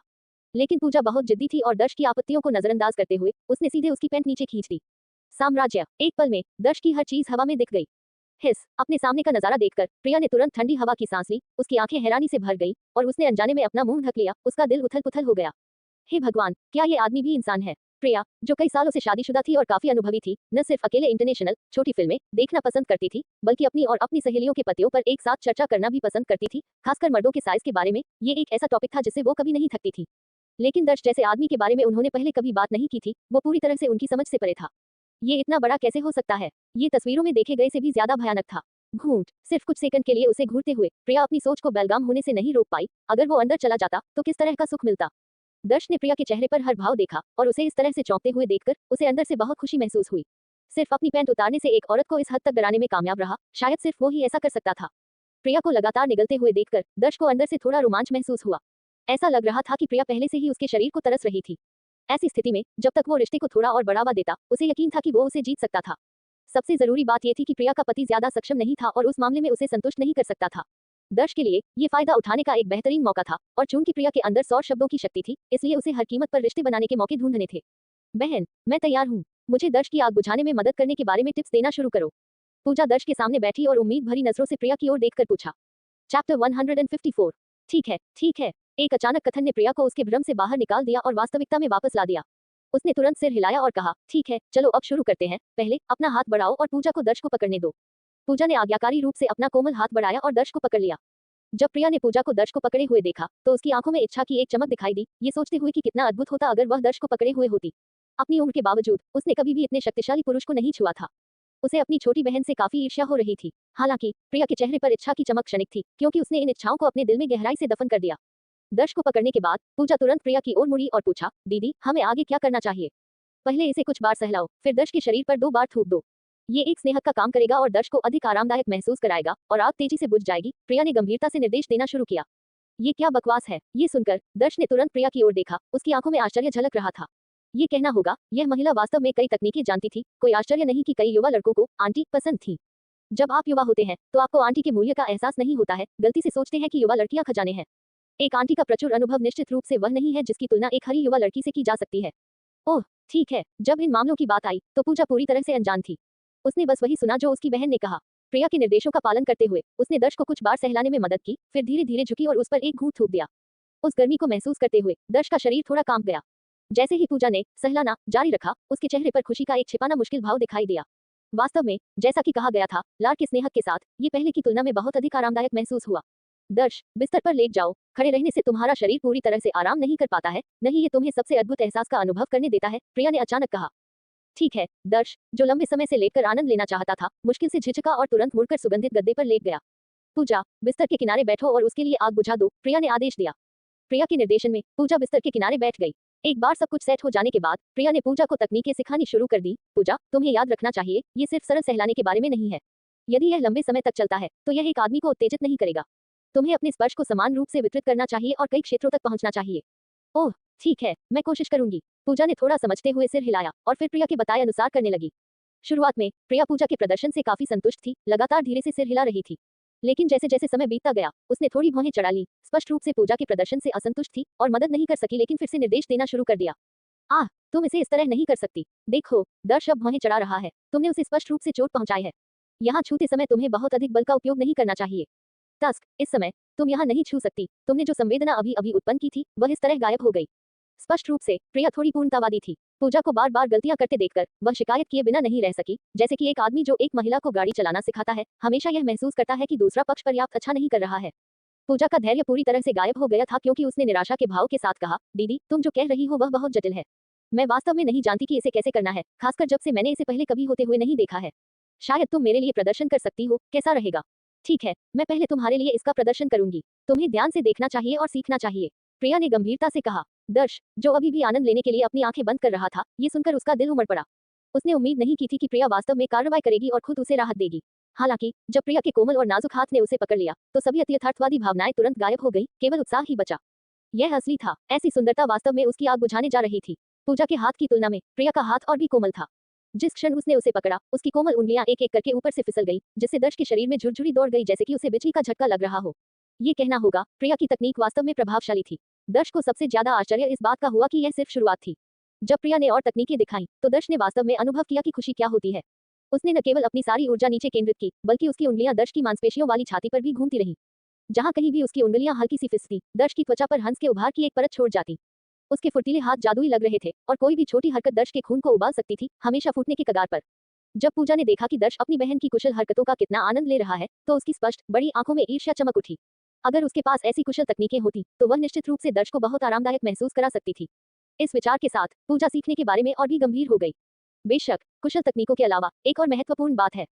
प्रिया को अचानक कुछ याद आया और पूजा की ओर मुड़कर कहा, ओह, और क्या है? पूजा की आंखों में उत्सुकता चमक उठी। केवल पूजा ही नहीं बल्कि दर्श ने भी प्रिया की ओर आशा भरी निगाहों से देखा, ये जानने के लिए उत्सुक था कि उसके पास और क्या था। असली माहौल का अनुकरण करें ताकि आदमी को बेहतर ढंग से डुबोया जा सके, प्रिया ने पूजा से गंभीरता से कहा। असली माहौल का अनुकरण कैसे करते हैं? तभी पूजा एक छात्र की तरह ध्यान से सुन रही थी, उसका चेहरा गंभीरता से भरा हुआ था। असली माहौल का अनुकरण करने के लिए तुम ध्वनियों और कुछ हरकतों का उपयोग कर सकती हो। अब मैं तुम्हारे लिए प्रदर्शन करूंगी, ध्यान से देखो। संक्षिप्त स्पष्टीकरण के बाद प्रिया धीरे धीरे दर्श पर चढ़ गई। एक बार जब प्रिया पूरी तरह से उसके ऊपर थी तो उसकी अनूठी नाजुक सुगंध ने दर्श की इंद्रियों को भर दिया और कपड़े पहने होने के बावजूद वह अभी भी प्रिया के शरीर की कोमलता को महसूस कर सकता था। तुरंत दर्श के अंदर एक दुष्ट आग उमड़ पड़ी जिससे उसका शरीर और भी तनावग्रस्त हो गया। दीदी, दर्श अब और भी उत्साहित लग रहा है। वाह, तुम कितनी अद्भुत हो। जल्द ही पूजा ने देखा कि दर्श की स्थिति में सुधार हुआ है, उसका चेहरा आश्चर्य से भरा हुआ है। हमने अभी शुरुआत की है। प्रिया का हाथ अभी भी दर्श को पकड़े हुए था। उसने धीरे धीरे अपने होठों को उसके कान के पास लाया, सुगंधित हवा की एक सांस धीरे से फूकी और फिर चंचल ढंग से फुसफुसाया, हम पति तुम कितने अद्भुत हो। चैप्टर 155 धमाका। सुगंध के आगमन के साथ प्रिया की मोहक आवाज एक बम को प्रज्वलित करने वाली लौ की तरह थी। एक पल में इसने दर्श के अंदर की दुष्ट आग को विस्फोटित कर दिया, जिससे उसकी खोपड़ी को ऐसा महसूस हुआ जैसे वह फट गई हो और वह पूरी तरह से इस महिला से मंत्रमुग्ध हो गया था।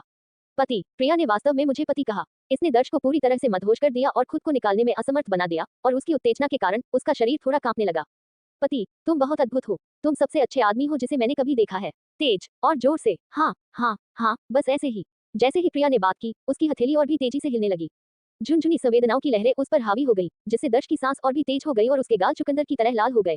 उसकी विचलित अवस्था में उसकी कमर प्रिया के हाथ की लय में हिलने लगी। अद्भुत, बहुत अविश्वसनीय। ये दर्श का पहली बार इस तरह की उत्कृष्ट अनुभूति का अनुभव था। ये कहना होगा, प्रिया बहुत कुशल थी। उसने हाल ही में काफी महिलाओं का सामना किया था, लेकिन प्रिया से बेहतर कोई भी पुरुष को खुश नहीं कर सका। उसकी तकनीक बस बहुत अच्छी थी। ऐसा लग रहा था कि प्रिया पुरुषों को बहुत अच्छी तरह से समझती थी। हर स्पर्श, हर शब्द एक पुरुष को रोकने में असमर्थ बना सकता था, नियंत्रण से परे लिप्त हो सकता था। यहाँ तक कि जब प्रिया अपने हाथ का उपयोग कर रही थी तब भी दर्श को असली सौदे से भी अधिक आनंद महसूस हुआ। दर्श को इतनी अच्छी तरह से आनंद लेते हुए देखकर पूजा ने प्रशंसा के साथ प्रिया को देखा। वह समझ नहीं पा रही थी कि हाथों के उपयोग से अंतर इतना विशाल कैसे हो सकता है। पति, तुम बहुत अच्छे हो, मुझे बहुत आराम महसूस हो रहा है। हम, हाँ हाँ हाँ, बस ऐसे ही। मैं तुमसे बहुत प्यार करती हूँ। आह, तुम बहुत अद्भुत हो। प्रिया लगातार दर्श की सहायता के लिए अपने हाथ का उपयोग कर रही थी, जबकि लगातार मोहक और आत्मा को झकझोर देने वाली आवाजें निकाल रही थी। इस समय दर्श पूरी तरह से डूबा हुआ था, यहाँ तक कि यह भी भूल गया था कि प्रिया अपने हाथ से उसकी मदद कर रही थी। धीरे धीरे समय बीतता गया। लगभग 20 मिनट बाद दर्श ने एक बेहद शक्तिशाली बल महसूस किया जो उसके भीतर से फूटने वाला था। अपने दांतों को जकड़ते हुए उसने एक कर्कश धीमी गुर्राहट निकाली, मैं अब और नहीं सह सकता। ये जानकर कि दर्श खत्म होने के करीब है, प्रिया ने तुरंत गति बढ़ा दी, लगातार कह रही थी, पति जल्दी करो, ये सब मेरे अंदर छोड़ दो। मैं तुम्हारा बच्चा पैदा करना चाहती हूँ। जल्दी करो, ये सब मुझे दे दो, मुझे भर दो, मुझे भर दो। आह, इन शब्दों को सुनकर दर्श का शरीर ऐसे झटके मार रहा था जैसे उसे बिजली का झटका लगा हो, लगातार कांप रहा था। हर कांपने के साथ उसके अंदर का बल कम होता गया जब तक कि अंत में गायब नहीं हो गया। हफ हफ हफ। उसके बाद दर्श चुपचाप बिस्तर पर लेट गया, जोर से सांस ले रहा था। उसकी आंखें बंद थी क्योंकि वह उस आनंद में डूबा हुआ था जिसका उसने अभी अनुभव किया था, अभी भी उसमें खोया हुआ था। हालांकि जब दर्श को होश आया तो उसे एहसास होने लगा कि प्रिया कितनी भयानक थी। उसने केवल अपने हाथ का उपयोग किया था, फिर भी इसने उसे ऐसी संवेदनाएं दी जो असली चीज भी नहीं ला सकती थी। सबसे महत्वपूर्ण बात, अपनी उत्तेजना में वह ये भी भूल गया था कि प्रिया अपने हाथ का उपयोग कर रही थी। एक वास्तविक वातावरण का अनुकरण करना। दर्श को तुरंत याद आया कि प्रिया ने पहले क्या कहा था और वह चुप्पी से चौंक गया था। यही एक वास्तविक वातावरण का अनुकरण करना का मतलब था। ये वास्तव में चमत्कारी था। एक महिला जो फ्राइड चिकन रेस्तरां का प्रबंधन करती है, वह पुरुषों को खुश करने के बारे में इतनी बातें कैसे समझ सकती है? वह जितना अधिक सोचता उतना ही भयानक लगता। ठीक है, दर्श की आग बुझ गई है। प्रिया ने धीरे से गीले तौलिए से अपनी उंगलियों से सफेद पोंछा और बगल में पूजा से कहा, बहन, तुम बहुत अद्भुत हो। तुम पुरुषों को खुश करने के इतने तरीके कैसे जानती हो? तुमने ये किससे सीखा? पूजा ने उसे ऐसे देखा जैसे वह एक आदर्श हो। उसकी आंखें प्रशंसा से भरी हुई थी। केवल अपने हाथों के उपयोग से उसने दर्श को बिस्तर पर लेटा दिया था, जो अंतहीन रूप से अनुभव का आनंद ले रहा था। वह उसकी प्रशंसा कैसे नहीं कर सकती थी? पश, यह कुछ भी नहीं है। मैंने ये कौशल दूसरों से नहीं सीखे, और इससे भी बढ़कर बहुत से लोग मुझसे सीखते हैं। जैसे ही उसने ये कहा, प्रिया की आंखें अचानक टिमटिमाई और उसने तुरंत अपना मुंह बंद कर लिया। हो, बहुत से लोग तुमसे सीखते हैं। पूजा ने अपनी भौहें थोड़ी उठाई। नहीं नहीं, मेरा मतलब है, तुम्हें भविष्य में मुझसे अच्छी तरह से सीखना चाहिए, प्रिया ने एक मुस्कान के साथ कहा, इसे टालते हुए। ओह, पूजा, बिना दिमाग वाली विशिष्ट सुंदरता ने इसके बारे में ज्यादा नहीं सोचा। उसने अपनी निगाह दर्श पर डाली और हंसमुख मुस्कान के साथ पूछा, दर्श, तुम्हारी आग अब बुझ गई है ना? हाँ, बुझ गई है। दर्श ने अपनी आंखें खोली और संतोष के साथ सिर हिलाया। अच्छा, यह अच्छी बात है। मैंने तुमसे किया वादा पूरा कर दिया है। Ring ring ring. पूजा अपनी बात पूरी कर पाती इससे पहले कि उसकी जेब में उसका सेल फोन बज उठा। कॉल का जवाब देने के बाद उसने तुरंत कहा, दीदी, नीचे लोगों की कमी है, मुझे मदद करनी होगी। ये कहकर पूजा मुड़ी और चली गई। कमरे में केवल दर्श और प्रिया को छोड़ दिया। वातावरण कुछ हद तक शांत हो गया क्योंकि कोई भी नहीं बोला। अंत में दर्श ही था जो विरोध नहीं कर सका। उसने प्रिया की अद्वितीय सुंदरता और उसके आकर्षक घुमावदार आकृति पर एक नजर डाली और धीरे से कहा, प्रिया, मेरी आग को शांत करने में मेरी मदद करने के लिए धन्यवाद। यह अविश्वसनीय रूप से आरामदायक था। क्या तुम्हें धन्यवाद देने के लिए इतना ही काफी है? सिर्फ हिमशल की नोक की एक झलक। प्रिया की निगाहें दर्श को मापती रहीं, उसके प्रभावशाली गुणों को देखते हुए और अनजाने में निगलते हुए। हिमशल की नोक। दर्श का रंग काफी अजीब हो गया और वह मदद नहीं कर सका। प्रिया, तुम वास्तव में क्या करती हो? तुम एक पुरुष को खुश करने के इतने तरीके कैसे जानती हो? साधारण महिलाएं तुम्हारी 1% से भी मेल नहीं खा सकती। यह कोई अतिशयोक्ति नहीं थी। दर्श ने जिन महिलाओं का सामना किया था, उनमें शिल्पा एक पुरुष को खुश करने में काफी माहिर थी, लेकिन प्रिया की तुलना में वह एक नौसिखिया की तरह थी जो एक ग्रैंड मास्टर से मिल रही थी, बिल्कुल भी एक ही लीग में नहीं थी। क्या तुम वास्तव में जानना चाहते हो कि मैं क्या करती हूँ? प्रिया की आंखें टिमटिमाई क्योंकि उसने पूछा। हाँ, मैं जानना चाहता हूँ। दर्श ने दृढ़ता से सिर हिलाया। मैं तुम्हें बता सकती हूँ, लेकिन तुम्हें इसे गुप्त रखना होगा, किसी को भी नहीं बताना, पूजा सहित। प्रिया ने गंभीरता से कहा। इन शब्दों को सुनकर दर्श का चेहरा गंभीर हो गया। उसने गंभीरता से सिर हिलाया और जवाब दिया, प्रिया, तुम मुझ पर भरोसा कर सकती हो। ये हमारा रहस्य है और मैं किसी को नहीं बताऊंगा। मैं एक सेक्स विशेषज्ञ हूँ। प्रिया ने शांत चेहरे के साथ घोषणा की। धमाका। ये सुनकर दर्श का दिमाग गरज उठा। सदमे और अविश्वास ने उसकी आंखों को भर दिया क्योंकि उसने उसे देखा। उसने उम्मीद नहीं की थी कि जिस महिला ने फ्राइड चिकन की दुकान को इतना लोकप्रिय बना दिया, उसका एक छिपा हुआ पेशा भी है। और सिर्फ कोई छिपा हुआ पेशा नहीं, बल्कि इतना विशिष्ट। सेक्स विशेषज्ञ। एक पल के लिए दर्श को लगा कि उसका दिमाग तालमेल बिठाने के लिए संघर्ष कर रहा है। उसने पूछा, प्रिया, सेक्स विशेषज्ञ से तुम्हारा क्या मतलब है?